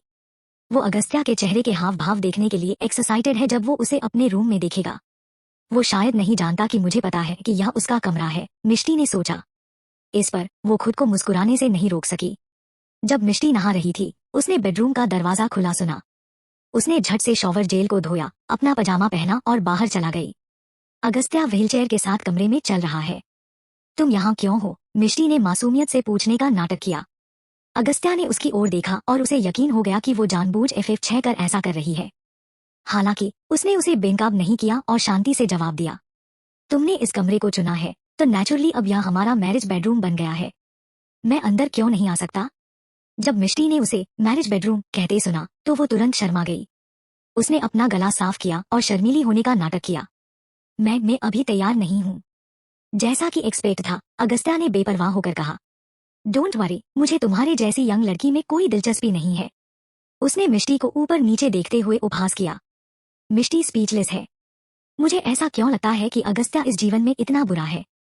क्या मैं बहुत ज्यादा सोच रही हूँ? थोड़ा नाराज होते हुए उसने जवाब दिया, डोंट वरी, मुझे बूढ़े लोगों में भी कोई दिलचस्पी नहीं है। स्पीचलेस, अवाक होने की बारी अगस्त्या की है और माहौल घातक रूप से सन्नाटे में बदल गया। अगस्त्या फिर बाथरूम की ओर चल पड़ा। मिष्टी को चिंता है कि वो अकेले नहीं कर पाएगा, इसलिए उसने उसे पकड़ लिया और कहा, मैं तुम्हारे लिए बात तैयार करती हूँ। उसने मिष्टी के ऑफर को नहीं ठुकराया और काम करते हुए शांति से उसे देख रहा है। थोड़ी देर बाद उसने कहा, मैं इस साल 27 साल का हुआ हूँ। हाँ, मिष्टी पानी के टेम्परेचर को चेक रही थी इसलिए उस पर ध्यान नहीं दे रही है। हालांकि अगस्त्या ने खुद को नहीं दोहराया और कहा, अब तुम जा सकती हैं। मिष्टी को नहीं पता है कि उसने उसे ठेस ऑफेंड पहुंचाने के लिए क्या किया है, लेकिन वो बहुत कोल्ड लग रहा है। बात तैयार होने के बाद उसने जाने से पहले उसे याद दिलाया, फिसलना और गिरना मत। जब अगस्त्या बाथरूम से बाहर आया तो मिष्टी पहले से ही अपने बिस्तर पर एक ईगल पोजीशन में सो रही थी। सामान्य रूप से ब्लैंकेट को बेड के नीचे फेंक दिया है और उसके लंबे काले बाल उसके तकिए पर बिखरे हुए हैं। उसके चेहरे पर अस्वीकृति, डिसअप्रूवल की चमक दिखाई दी क्योंकि वो उस लड़की को देख रहा है जिसे अपनी सुरक्षा की बिल्कुल भी परवाह नहीं है, बावजूद इसके कि वो किसी ऐसे आदमी के आसपास है जिसे वो मुश्किल से जानता है। सिर हिलाते हुए उसने खुद को बेड की ओर धकेल दिया और ब्लैंकेट को उसके उजागर पैरों तक खींच लिया। कुछ देर उसे सोते हुए देखने के बाद वो अपनी व्हीलचेयर से उठा, घूमा और कमरे से बाहर चला गया। स्टडी रूम में एक शांत आदमी ने अगस्त्या को देखा जो फ्रेंच विंडो के सामने खड़ा है और कहा, सर, सिन्हा की सबसे बड़ी बेटी वास्तव में उससे अलग है। जब हमने उसकी इन्वेस्टिगेशन की थी, हालांकि अस्पताल से छुट्टी मिलने के बाद यह बदलाव आया है। पहले उसके माता पिता पक्षपाती थे और उनकी छोटी बेटी से ज्यादा प्यार करते थे, इसलिए मिसेज दीवान ने कई शिकायतें की। नदी में गिरने और बचाए जाने के बाद वो पूरी तरह से अलग लड़की बन गई और अपनी बहन को कई बार मुसीबत में भी डाला। इसके अलावा हमें पता चलता है कि अस्पताल में जागने के बाद इस शादी को लेकर उनका अपने माता पिता से कभी झगड़ा नहीं हुआ। रियली? वो नदी में कैसे गिर गई? अगस्त्या की आंखों में एक ठंडी चमक उठी। चैप्टर 26। रियली? वो नदी में कैसे गिर गई? अगस्त्या की आंखों में ठंडी चमक उठी। मेरे सूत्रों सोर्स का कहना है कि ऐसा इसलिए हुआ क्योंकि कॉलेज में उनकी अपनी बहन से झगड़ा हो गया और उनकी बहन ने उन्हें नदी में धकेल दिया। हालांकि उनकी बहन का उन्हें बचाने का कभी इरादा नहीं था, इसलिए वे शायद इस वजह से एक दूसरे से खिलाफ हो गए। अगस्त्या ने और कुछ नहीं कहा, बस यह इशारा करने के लिए अपना हाथ उठाया कि दूसरा आदमी जा सकता है। पलक झपकते ही मिष्टी 3 दिनों के लिए दीवान रेजिडेंस में रह चुकी है। अगस्त्या केवल पहले दिन दिखाई दिया और तब से वो फिर से नहीं दिखा है। मिष्टी नीचे किचन में बैठी है, अकेले स्वादिष्ट नाश्ते का आनंद ले रही है। Go to first page. 1/6। 17%। वो अंत में जान गई है कि वो अपने पिछले जीवन में यहाँ से जाने के लिए इतनी उत्सुक क्यों थी। वो बहुत बोर हो रही है। कुछ उदास महसूस करते हुए वो मदद नहीं कर सकी, लेकिन फिर से पूछ रही है, क्या अगस्त्या आज आ रहा है? बटलर मोहन ने पिछले 3 दिनों में उसे यह सवाल अनगिनत बार पूछते हुए सुना है। फिर भी वो मुस्कुराया और सिर हिलाया।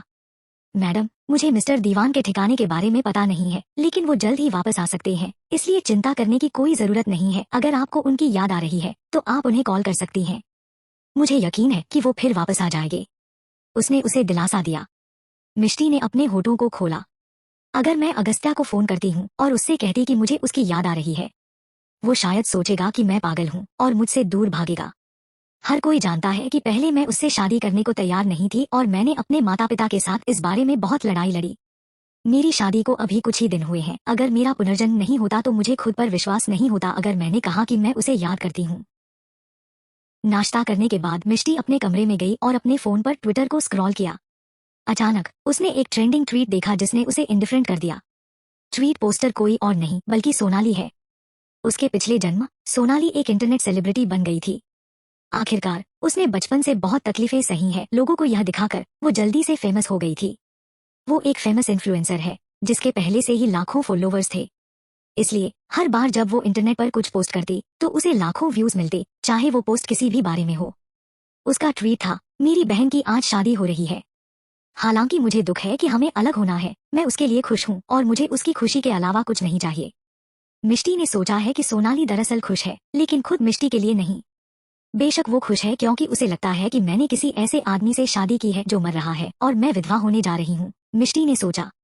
चूंकि मिष्टी सोनाली को फॉलो करती है, इसलिए उसका ट्वीट हर बार ऐप खोलने पर सबसे पहले दिखाई देता है। ट्वीट के नीचे उसके फैंस के हैरान करने वाली कमेंट्स है। क्या तुमने नहीं कहा कि तुम्हारी एक जुड़वा बहन है? तुम केवल 18 साल की हो, है ना? ओह माय गॉड, तुम्हारी बहन की इतनी कम उम्र में शादी हो गई। क्या वो अपनी पढ़ाई पूरी नहीं करना चाहती है? हाँ, उसने अचानक शादी क्यों कर ली? यह आमतौर पर तब होता है जब लड़कियां शादी से पहले प्रेग्नेंट हो जाती हैं। क्या मैंने सही कहा? मुझे लगता है कि यही हुआ है। इस ट्वीट पर सबसे अधिक कमेंट्स और लाइक आई है, जिनमें से ज्यादातर ने सोनाली को टैग किया और पूछा कि क्या यह सच है। हालांकि सोनाली ने किसी भी कमेंट्स का जवाब नहीं दिया। जब फैंस ने यह देखा तो उनकी अटकलें सही है, इसलिए वे मिष्टी की कड़ी आलोचना करने लगे। कुछ ने ट्वीट्स के माध्यम से उस पर पर्सनली हमला किया और दूसरों ने मिष्टी को पर्सनल मैसेज भी भेजे। अतीत में मिष्टी शादी करने के बाद सोशल मीडिया पर ज्यादा एक्टिव नहीं थी, इसलिए उसे नहीं पता है कि सोनाली ने क्या ट्वीट किया था। धीरे धीरे सोनाली ने उसकी रेपुटेशन को पूरी तरह से बर्बाद कर दिया था, लेकिन वो यह नहीं जानती थी। उसने अचानक सोनाली के ट्वीट को रीट्वीट किया और लिखा, थैंक यू, अगस्त्या का हाउस बहुत अच्छा है और मुझे यह पसंद है। Thank you for your wishes Sonali. फिर उसने एक full length mirror selfie attach की जिसमें उसने एक टाइम ड्रेस पहनी हुई है। कहीं भी फैट का एक ऑंस नहीं था और उसका फिगर लगभग परफेक्ट था। ऐसी फिगर वाला कोई प्रेग्नेंट कैसे हो सकता है? हैरानी की बात यह है कि सोनाली के ट्वीट को देखकर कई लोगों ने उसकी प्रोफाइल पर क्लिक कर दिया। कुछ ही समय में फोटो के नीचे पहले से ही 50 से ज्यादा कमेंट्स थी। उसका फिगर बहुत खूबसूरत है और ऐसा नहीं लगता कि वो प्रेग्नेंट है। वो शायद नहीं है। मुझे भी विश्वास है, प्रेग्नेंट वुमन ऐसी नहीं दिखती है। क्या मैं अकेला हूँ जो सोचता है कि उसके पास एक अच्छा फिगर है? बदकिस्मती से उसने अपना चेहरा नहीं दिखाया। जो अपना चेहरा नहीं दिखाते वे बदसूरत होते हैं। लेकिन तुमने इतनी जल्दी शादी क्यों कर ली है? क्या तुम्हें पढ़ाई करने की जरूरत नहीं है? तुम शायद अभी कॉलेज में हो, है ना? लगभग सभी ने इस बारे में बात की कि उसने शादी क्यों की और वो प्रेग्नेंट है या नहीं। मिष्टी ने यह क्लियर नहीं किया कि वो प्रेग्नेंट है या नहीं क्योंकि आखिरकार समय ही बताएगा, लेकिन वो अपनी शादी के बारे में कुछ कहना चाहती थी। इसलिए उसने फिर से ट्वीट किया, मैंने इतनी कम उम्र में शादी क्यों की? ऐसा इसलिए क्योंकि अगस्त्या हैंडसम है। मैं उसे अपना बनाना चाहती हूँ, जबकि दूसरों को उसे छीनने से रोकना चाहती हूँ। भले ही मुझे यह जीवन भर में एक बार एक्सीडेंट से मिला हो, मैं इसे संजोने जा रही हूँ। जब नेटिजन्स ने इसे देखा तो डेफिनेटली वे अब और अटकलें जारी रखने के लायक नहीं थे। आखिरकार अगर वे किसी ऐसे व्यक्ति से मिलते हैं जिसे वे पसंद करते हैं तो वे भी जल्दी शादी करना चाहेंगे। चैप्टर 27। मिष्टी को उम्मीद नहीं थी कि ट्विटर पर सिर्फ आधा दिन बिताने के बाद उसे 100 फॉलोअर्स मिलेंगे, इसलिए वो काफी खुश है। जहां तक हेटर्स का सवाल है, उसने उनसे बहस नहीं की और जो पोलाइट नहीं थे उन्हें अनदेखा करते हुए तुरंत उन्हें ब्लॉक कर दिया। वे सभी बुरे लोग नहीं थे क्योंकि उनमें से बहुत से लोगों ने अपनी समझ भी व्यक्त की थी, जिससे मिष्टी खुश हुई और साथ ही राहत भी मिली। सभी कमेंट्स का जवाब देने के बाद उसके फोन की घंटी बजी। यह उसकी माँ का फोन है। अगस्त्या से शादी करने के बाद यह उसकी फैमिली से पहला कॉल आया है। उसे याद आया कि अतीत में इस समय के आसपास नीलम ने उसे फोन किया था। हालांकि तब वो चिल्लाई थी और फोन पर पागलों की तरह रो रही थी और उसकी माँ ने उसे दिलासा देने के बाद फोन काट दिया था। मिष्टी की आंखें चमक उठीं और उसने फोन का जवाब दिया। हेलो मिष्टी, तुम वहाँ कैसी हो? सोनाली ने कहा कि तुम वहाँ अच्छे से रह रही हो। क्या तुमने मिस्टर दीवान को देखा है? नीलम ने प्यार से पूछा। हाँ, मिष्टी ने बेपरवाही से जवाब दिया। वो किस तरह के है? क्या वो तुम्हारे साथ अच्छा व्यवहार करता है? नीलम ने एक्साइटेड होकर पूछा। वो अच्छा है और वो मेरे साथ अच्छा व्यवहार करता है। फिर मुझे चिंता करने की जरूरत नहीं है। तुम्हें अगस्त्या के गुस्से से बचने के लिए उनके ऑर्डर को मानना है, ठीक है? अगर फ्यूचर में उन्हें तुमसे प्यार हो जाता है तो यह हमारे परिवार के लिए बहुत मददगार होगा। जैसा कि तुम जानती हो कि तुम्हारे डैड का बिजनेस पिछले कुछ सालों से अच्छा नहीं चल रहा है और उन्हें हेल्प की जरूरत है। अब तुम ही हमारे परिवार की एकमात्र आशा हो। तुम्हें अगस्त्या को खुश करना है, इसलिए तुम्हारे लिए उससे अपने डैड की मदद करने के लिए कहना आसान है, ठीक है? नीलम ने उसे धीरे से याद दिलाया। मिष्टी ने चुपके से उपहास किया। जैसी की उम्मीद थी, उसने इस जीवन में ठीक यही बात कही है। जब मैंने ये शब्द वापस सुने तो मुझे अच्छे नहीं लगे। मुझे अभी तक यह सब एक्सेप्ट करने का मौका भी नहीं मिला है, लेकिन वे पहले से ही चाहते हैं कि मैं परिवार के लिए प्रॉफिट लेकर आऊं। क्या उन्होंने कभी मेरी फीलिंग्स के बारे में सोचा है? इस बारे में कि मैं ऐसा करने को तैयार हूं या नहीं? जब मैंने ना कहा तो उन्होंने मुझे इमोशनली ब्लैकमेल भी किया कि मैंने उन्हें अपने माता पिता के रूप में नहीं देखा और मैं इस तरह की सरल चीज में उनकी मदद भी नहीं करना चाहती हूँ। मिष्टी ने एक बार फिर भीतर ही अंदर ठहाका लगाया, लेकिन उसने आज्ञाकारी ढंग से कहा, ओके मॉम। शाबाश मेरी बच्ची। नीलम इस बात से बहुत खुश है कि मिष्टी उसके कहने पर सहमत हो गई है। उसने आगे कहा, तुम्हारी शादी को 3 दिन हो चुके हैं। तुम दोनों को हमसे मिलने आना चाहिए। क्या तुम अगस्त्या से पूछ सकती हो कि क्या वो तुम्हारे साथ आने को तैयार है? अगर हाँ तो मैं कुछ तैयारी कर सकती हूँ। वो बिजी है और नहीं आ सकते हैं, लेकिन मेरी बुक्स घर पर हैं, इसलिए मैं आऊंगी। इसके बारे में सोचकर कि वो कुछ दिनों में कॉलेज वापस जाएगी, मिष्टी को थोड़ा बेहतर लगा। वो अपने द्वारा सीखी गई हर चीज को रिवाइज करना चाहती है और अपनी पढ़ाई को आगे बढ़ाना चाहती है। जब नीलम ने यह सुना तो उसने तुरंत उसे फटकार लगाई। बुकू, तुम्हें किस लिए बुक्स की जरूरत है? क्या तुम अभी भी पढ़ाई करने की सोच रही हो? तुम्हें एक अच्छी वाइफ बनकर घर पर रहना चाहिए और इस तरह की बकवास पर ध्यान नहीं देना चाहिए। शादी के बाद भी तुम्हें पढ़ाई करने की जरूरत क्यों है? मेरी बात सुनो, तुम्हें कॉलेज जाने की जरूरत नहीं है, ठीक है? नीलम अडिग लग रही है और उसने उसे कोई चॉइस नहीं दी।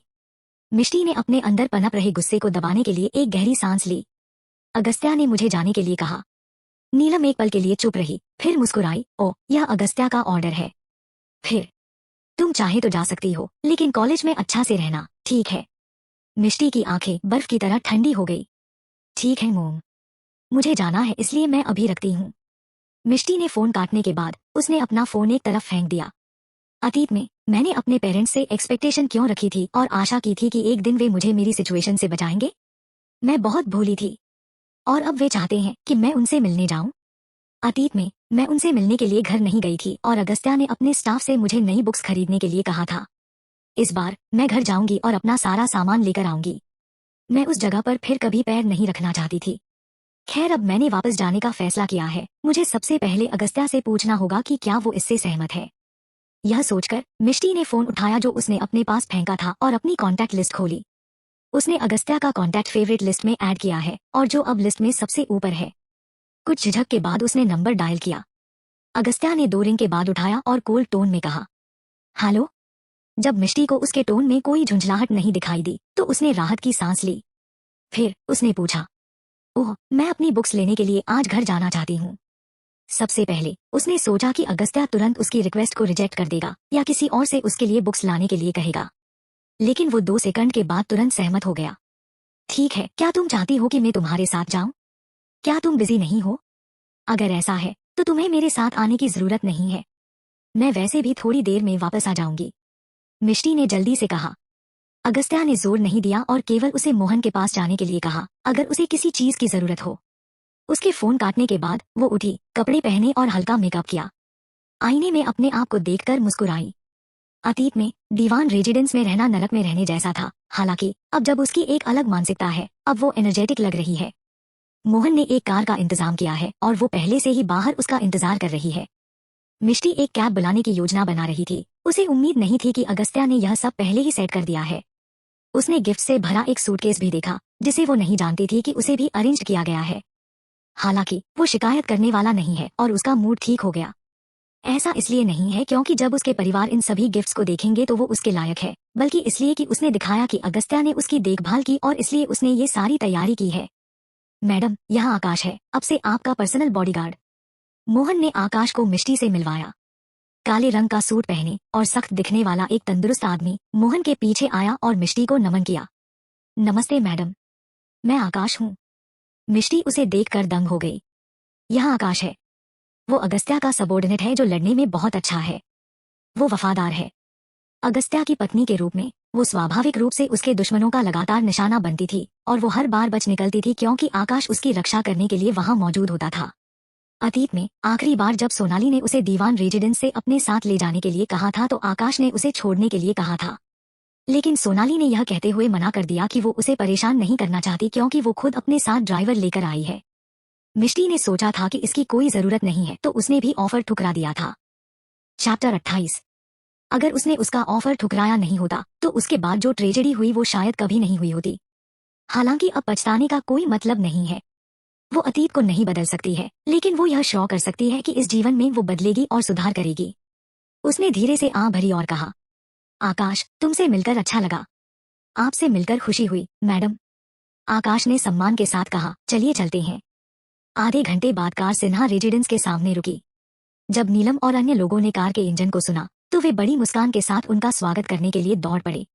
हालांकि जब उन्होंने देखा कि केवल मिष्टी आई है तो उनकी मुस्कान फीकी पड़ गई।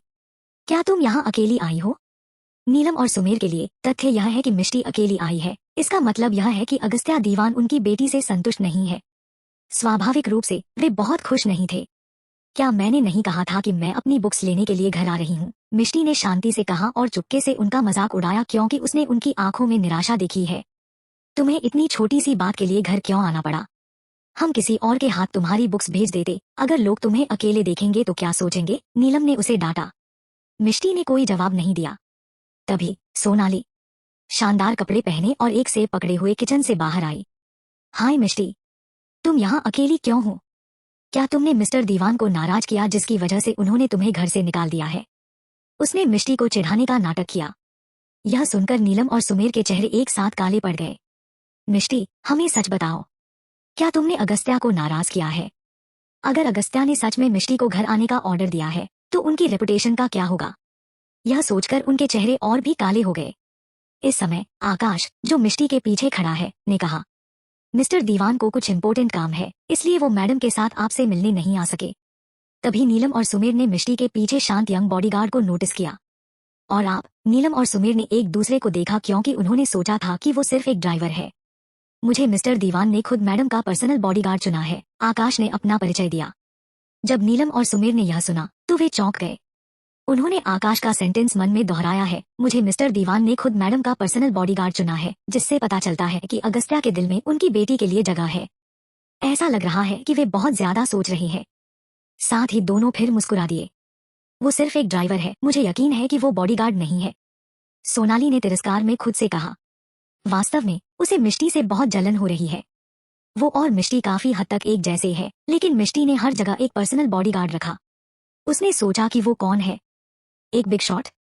मिष्टी ने दूर देखने से पहले उसे उदासीनता, इंडिफरेंट से देखा। फिर वो मुड़ी और आकाश से गिफ्ट्स लेने के लिए कहा। आकाश ने फिर सूटकेस खोला और नीलम और सुमेर ने गिफ्ट से भरा। सूटकेस देखा तो हांफने लगे।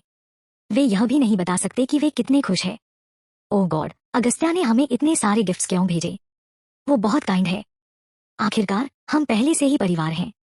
नीलम ने पोलाइट होने का नाटक किया, लेकिन उसने खूबसूरती से लिपटे गिफ्ट्स को गौर से देखा। मिष्टी की आंखों में तिरस्कार का भाव चमक उठा। चलो उन्हें अंदर ले चलते हैं। मिष्टी, तुम्हें भूख लगी होंगी। मैंने कुक को तुम्हारी पसंद की डिश तैयार करने के लिए कहा है। अंदर आओ। हालांकि सुमेर थोड़ा निराश है कि अगस्त्या नहीं आया है। वो समझ गया है कि अगस्त्या एक बिजी आदमी है। साथ ही अगस्त्या मिष्टी को शादी से पहले नहीं जानता था, इसलिए यह फैक्ट कि उसने गिफ्ट्स भेजे हैं काफी अच्छा है।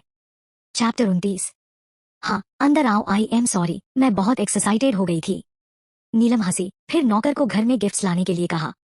दरअसल वो बिना किसी हिचकिचाहट के गिफ्ट्स एक्सेप्ट कर रही थी, भले ही उसने कहा था कि अगस्त्या को उन्हें नहीं भेजना चाहिए था। मिष्टी चुप हो गई और घर के अंदर गई।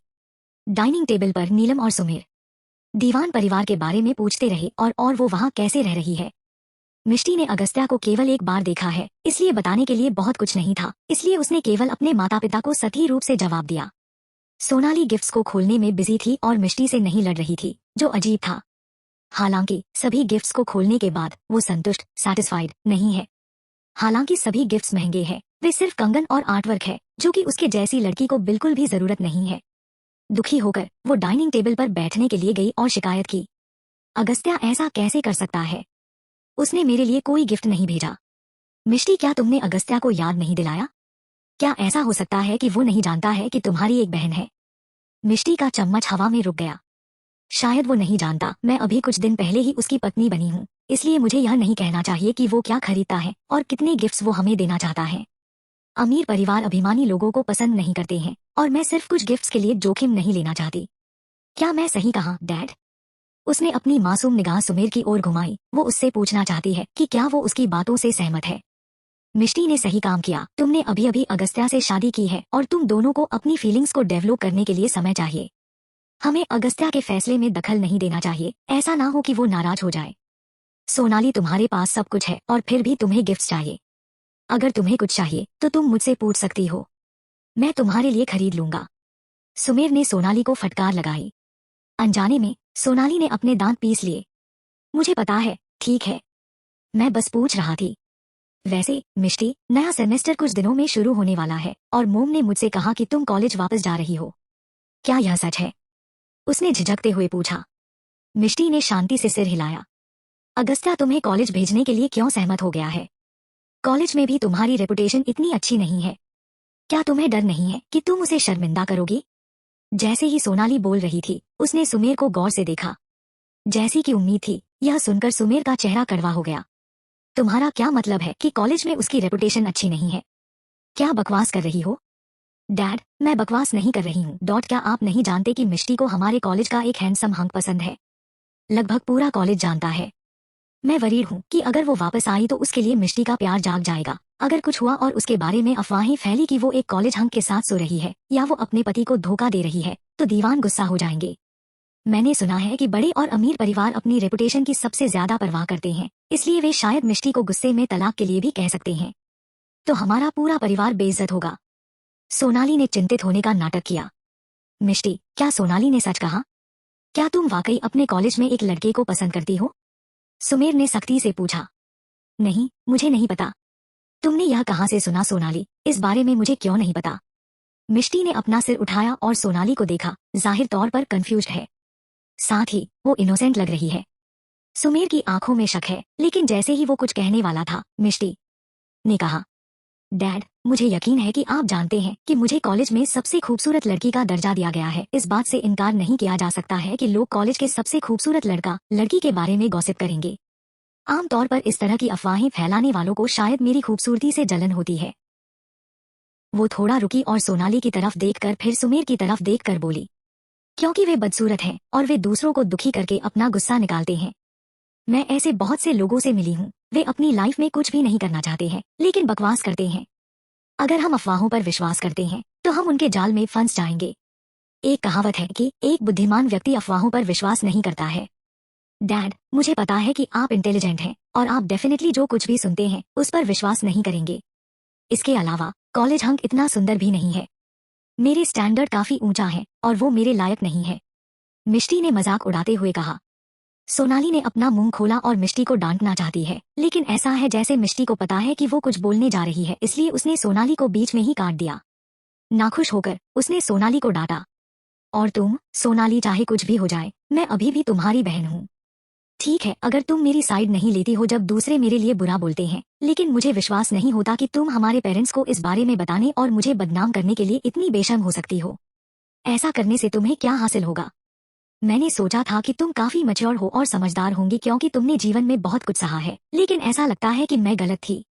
सोनाली गुस्से से आगे बबूला हो गई। उसने मिष्टी को डांटते हुए कहा, आग के बिना धुआं नहीं उड़ता। अगर तुम उसे पसंद नहीं करती तो हर कोई क्यों कहता? मैंने भी यह किसी और से सुना है, तो यह कुछ हद तक सच होना चाहिए। हाँ, मिष्टी हंस पड़ी। तो तुम लोगों की हर बात पर विश्वास करती हो? तुम डॉग हो। नहीं तो तुम इतनी ओबेडिएंट आज्ञाकारी क्यों हो? तुम, सोनाली चिल्लाई और दयनीय रूप के साथ नीलम की ओर मुड़ी। मुंह, क्या आपने मिष्टी की बात सुनी? उसने मुझे डॉग कहा। कौन अपनी बहन को डॉग कहता है? नीलम ने आईब्रो चढ़ा दी क्योंकि वो भी खुश नहीं है। मिष्टी, तुम अपनी बहन को डॉग कैसे कह सकती हो? मुंह, मैं सिर्फ सोनाली को एडुकेट कर रही हूँ। मैं नहीं चाहती कि वो जो कुछ भी सुनती है उस पर विश्वास करे, खासकर अफवाहों पर।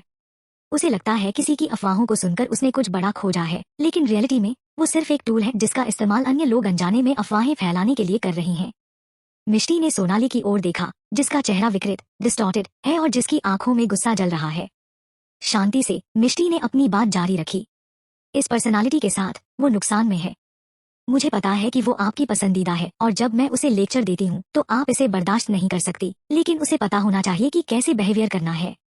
अब वो मेरे बारे में सिर्फ अफवाहें फैला रही है, लेकिन मुझे परवाह नहीं है क्योंकि हम बहनें हैं।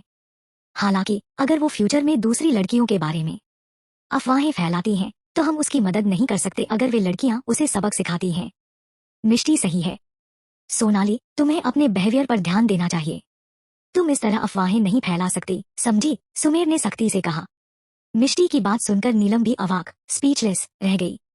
मिष्टी इतनी समझदार कब बन गई? मैं उसे डांट भी नहीं सकती। हालांकि सुमेर पहले ही बोल चुके हैं। अगर मैं सोनाली का बचाव करती रही तो यह सही नहीं होगा, नीलम ने सोचा। हालांकि नीलम अभी भी मिष्टी से खुश नहीं है, लेकिन वो नहीं जानती है कि ऐसा क्यों है। किसी भी मामले में उसे यह पसंद नहीं है कि मिष्टी कितनी बॉसी है। सोनाली के उतरे हुए चेहरे को देखकर वो मदद नहीं कर सकी, लेकिन अपने दिल में मिष्टी को फटकार लगा रही है। मिष्टी को इस बात की परवाह नहीं है कि उसके दिमाग में क्या चल रहा है। खाना खाकर वो ऊपर चली गई। मिष्टी दीवान परिवार में वापस नहीं जाना चाहती है, इसलिए इस तरह के बहाने बना रही है। यह देखकर सोनाली ने नीलम से चुपचाप बात की, जो अभी भी नाराज है। मिष्टी के लेक्चर से सोनाली गुस्सा हो गई और उससे बदला लेना चाहती है। वो हिम्मत नहीं करेगी। नीलम ऐसा नहीं होने देगी। वे अगस्त्या का विश्वास हासिल करने के लिए मिष्टी पर भरोसा कर रहे हैं ताकि वो सिन्हा परिवार के बिजनेस में मदद कर सके। अगर मिष्टी ने दीवान परिवार के साथ सहयोग नहीं किया तो उन्हें दीवान परिवार के गुस्से का सामना करना पड़ेगा और फायदा उठाने के बारे में भूल जाएंगे। चैप्टर 30। अपनी बुक्स पैक करने के लिए अपने कमरे में जाने के कुछ ही समय बाद मिष्टी ने नीलम को उसके दरवाजे पर दस्तक देते हुए और उसे ऑर्डर देते हुए सुना। मिष्टी, तुम अंदर क्या कर रही हो? मैं तुमसे कह रही हूँ, तुरंत दीवान रेजिडेंस पर वापस जाओ। अगर तुम यहाँ बहुत देर तक रुकती हो तो दीवान गुस्सा हो जाएंगे। जब मिष्टी ने उसकी बात सुनी तो वो एक पल के लिए दंग रह गई। पेरेंट्स आमतौर पर अपने बच्चों को जाने देने के लिए अनिच्छुक, रिलक्टेंट होते हैं। घर आने पर उन्हें थोड़ी देर रोकने की कोशिश करते थे। हालांकि जब मिष्टी वापस आई तो नीलम ने ऐसे बहवे किया जैसे कि मिष्टी यहाँ से कभी जाने वाली नहीं है। मिष्टी ने अपना बैग अपने बेड पर रखा, दरवाजा खोला और चुपचाप बोली, देर हो चुकी है, मैं कल वापस जाऊंगी। सोनाली नीलम के पीछे से निकली और आग में घी का काम किया। मैं देख रही हूँ कि तुम जाने के लिए तैयार नहीं हो। मिष्टी, क्या दीवान परिवार इतना बुरा है? नहीं, ऐसा नहीं चलेगा। तुम पहले से ही शादीशुदा हैं, इसलिए तुम्हारे लिए अपने मायके के साथ रहना सही नहीं है। जाने के लिए लेट मत हो। नीलम चिल्लाई। मिष्टी ने शांति से कहा, अगर मुझे ठीक से याद है तो आपने मुझे घर आने के लिए इनवाइट किया था। मेरे लिए एक रात रुकने में कोई प्रॉब्लम नहीं होगी। आप अपनी ही बेटी को जाने के लिए कह रही हो? क्या लोग सही कहते हैं कि शादीशुदा बेटियां नाले में बहाए गए पानी की तरह हैं? क्या शादी के बाद में आपकी बेटी नहीं हूँ? नीलम की आंखों में गिल चमक उठा और वो शर्मिंदगी से गुस्से में है। बकवास बंद करो। मैं यह तुम्हारी भलाई के लिए कर रही हूँ। आखिरकार तुम्हारी सिचुएशन सभी से अलग है। तुम्हारी अभी अभी शादी हुई है। अगस्त्या की तबीयत ठीक नहीं है। तुम्हें एक पत्नी के रूप में उसके साथ होना चाहिए। मैंने तुमसे कई बार कहा है कि तुम इतनी जिद्दी नहीं हो सकती। मोम सही कह रही है। अगर मैं अपने हस्बैंड को पसंद नहीं करती तो मैं बेशर्मी से अपने पेरेंट्स के साथ नहीं रहती। मिष्टी, ऐसा नहीं है कि मैं तुम्हें लेक्चर देना चाहती हूँ, लेकिन तुम इस मामले में गलत हो। अब तुम्हें वापस जाना चाहिए। जब हम फ्री होंगे तो मोम और मैं तुमसे मिलने आएंगे। सोनाली मिष्टी के बारे में चिंतित लग रही है, लेकिन उसकी स्मॉग लुक ने उसके सच्चे इरादों को धोखा दिया। मिष्टी ने अपनी आंखें उठाईं और उन दोनों के चेहरों को देखा, जिनमें से एक नाखुश है जबकि दूसरा दुश है। ठीक है, मिष्टी ने बहस नहीं की और आज्ञाकारी रूप से सहमत हो गई। यह सुनकर नीलम का चेहरा नरम पड़ गया। हालांकि सोनाली इस बात से परेशान है कि चीजें उसके प्लान के मुताबिक नहीं हो रही है। मिष्टी को नीलम के साथ बहस करनी चाहिए थी और जाने से मना कर देना चाहिए था, जिससे नीलम उससे गुस्सा हो जाए। लेकिन उसके सरप्राइज के लिए मिष्टी तुरंत सहमत हो गई। सोनाली असहज महसूस कर रही है, यह महसूस करते हुए कि उसकी मुट्ठी, जो दीवार से टकराने के लिए थी, रुई के ढेर पर उतरी है। जैसे ही मिष्टी अपने बैग के साथ नीचे गई, उसने बाहर कारों की आवाज सुनी।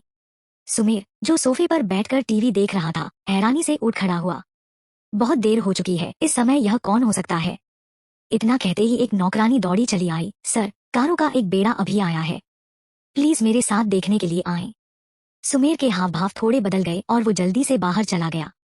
नीलम और सोनाली ने एक दूसरे को देखा और सुमेर को फॉलो किया। मिष्टी, जो अभी पहली मंजिल पर पहुंची थी, भी हैरान है। वो अपना बैग कंधे पर रखकर दरवाजे की ओर बढ़ी। सिन्हा मेंशन के बाहर 3 काले रंग की लग्जरी कारें हैं, जिन पर स्नोफ्लेक एम्ब्लेम लगे हैं। जब सुमेर ने इस एम्ब्लेम को देखा तो वो अवाक, स्पीचलेस रह गया। क्या यह दीवान परिवार का एम्ब्लेम नहीं है? क्या वो यहाँ मिष्टी को लेने आए हैं, या वे यहाँ इसलिए आए हैं क्योंकि उन्हें पता चला कि मिष्टी चुपके से घर आ गई है? इस पॉसिबिलिटी को सोचकर सुमेर का चेहरा तुरंत काला पड़ गया। वे कौन है? अब बहुत देर हो चुकी है, नीलम ने सुमेर का पीछा करते हुए कहा। जब उसने उसे चौंक कर दरवाजे पर खड़े देखा तो उसने उसी दिशा में देखा। जब उसने अपने विला के बाहर 3 शानदार कारों को देखा तो वो हैरान रह गई। पहली कार से 2 एक्सप्रेशनलेस आदमी उतरे। उन्होंने कार के दरवाजा खोला और एक आदमी को कार से बाहर और व्हीलचेयर में ले जाने में मदद की। भले ही वो आदमी व्हीलचेयर में है, जैसे ही वो कार से बाहर निकला, माहौल मौत के सन्नाटे में बदल गया। उसका ठंडा और गंभीर चेहरा समझ से बाहर था। इसके अलावा ग्लेशियल आभा रात को पूरा करती है। उसने एक रहस्यमय और खतरनाक आत्मा जैसा व्यवहार किया। देख रहे सभी लोगों ने अनजाने में अपनी सांस रोक ली। यह आदमी कौन है? उसके पास ब्यूटीफुल फीचर और मंत्रमुग्ध, मेस्मराइजिंग करने वाली आंखें हैं जिन्हें सीधे देखने की किसी की हिम्मत नहीं थी। 2 लंबे और मजबूत बॉडीगार्ड्स जो उसके पीछे है, एक पल में फीके पड़ गए। हालांकि वो आदमी व्हीलचेयर पर बैठा है, वो उन्हें नीचे की ओर देख रहा है, मानो ऊपर से ऊंचा हो। सोनाली दंग रह गई। क्या वो महान निर्दयी, रूथलेस और क्रूएल दानव है जिससे उसकी बहन ने अभी अभी शादी की है? दीवान परिवार का उत्तराधिकारी और एक इंटरनेशनल ग्रुप का प्रेसिडेंट? क्या यह सच में अगस्त्या दीवान हो सकता है? लेकिन ये कैसे हुआ? सोनाली की आंखें चमक उठीं। ऐसा आदमी जिससे कोई भी महिला अपनी नजरें नहीं हटा सकती है, वो सिर्फ उसे ही डिसर्व करता है। अनजाने में उसने अपनी उंगलियों को कसकर पकड़ लिया। इस पल सोनाली को बहुत अफसोस हो रहा है। मिष्टी भी दंग रह गई। उसने कभी उम्मीद नहीं की थी कि अगस्त्या उसे पर्सनली लेने आएगा। बाकी दंग रह गए दर्शकों की तुलना में मिष्टी पहले होश में आई। मैडम, मिस्टर दीवान आपको घर ले जाने के लिए आए हैं, आर्यन ने आगे आते हुए कहा। यह सुनकर सिन्हा परिवार हैरान रह गया। उन्होंने हैरानी से मिष्टी की ओर देखा। सुमेर तुरंत अपने होश में आ गया। उसने अगस्त्या को पहले दूर से देखा था, लेकिन यह पहली बार था जब सुमेर अगस्त्या के इतने करीब है कि उसे घुटनों में कमजोरी महसूस हुई। आर्यन का यह कहना कि अगस्त्या उसकी बेटी को पर्सनली लेने आया है, तो वो पहले तो हैरान रह गया, लेकिन जल्द ही उसका दिल खुशी से भर गया। क्या ऐसा हो सकता है कि उसकी बेटी के लिए अगस्त्या के दिल में एक खास जगह है? नहीं तो वो अपनी हेल्थ के बावजूद पर्सनली मिष्टी को लेने क्यों आता? सबसे पहले उसने सोचा कि मिष्टी ने उसे किसी तरह से उकसाया है और वे उसके साथ चीजों को सुलझाने के लिए घर आया है। कुछ देर पहले वो उससे नाराज हो गया था, लेकिन अब सुमेर इतना खुश है कि वो तुरंत उनके पास गया। आपने हमें पहले क्यों नहीं बताया कि आप आ रही हैं? हम घर में आपका स्वागत करने के लिए बेहतर तैयारी कर सकते थे। आई एम सॉरी कि मैं तैयारी नहीं कर सका, अंदर चलिए। अगस्त्या ने अपना हाथ उठाया और धीरे से मना कर दिया। कोई बात नहीं, वैसे भी बहुत देर हो चुकी है, हम और कभी आएंगे। मैं अपनी वाइफ को लेने आया हूँ। यह सुनकर मिष्टी इतनी हैरान है कि उसकी आंखें चमक उठीं। अपने पिछले जीवन में अगस्त्या ने उसे केवल तभी वाइफ बुलाया जब उनके रिश्ते में सुधार हुआ था। बाद में जब वे और भी करीब आ गए तो वो उसे बेबी हनी नाम से बुलाता था। उसने उम्मीद नहीं की थी कि उनका रिश्ता इतनी जल्दी डेवलप हो जाएगा। वो इतनी खुश है कि उसने अपना बैग पकड़ लिया और जल्दी से उसकी ओर चल पड़ी। उसने उसे चार्मिंग से देखा और कहा, हब्बी, मेरी मोम और बहन ने मुझे कुछ समय पहले घर जाने के लिए कहा था और अब तुम यहाँ हो।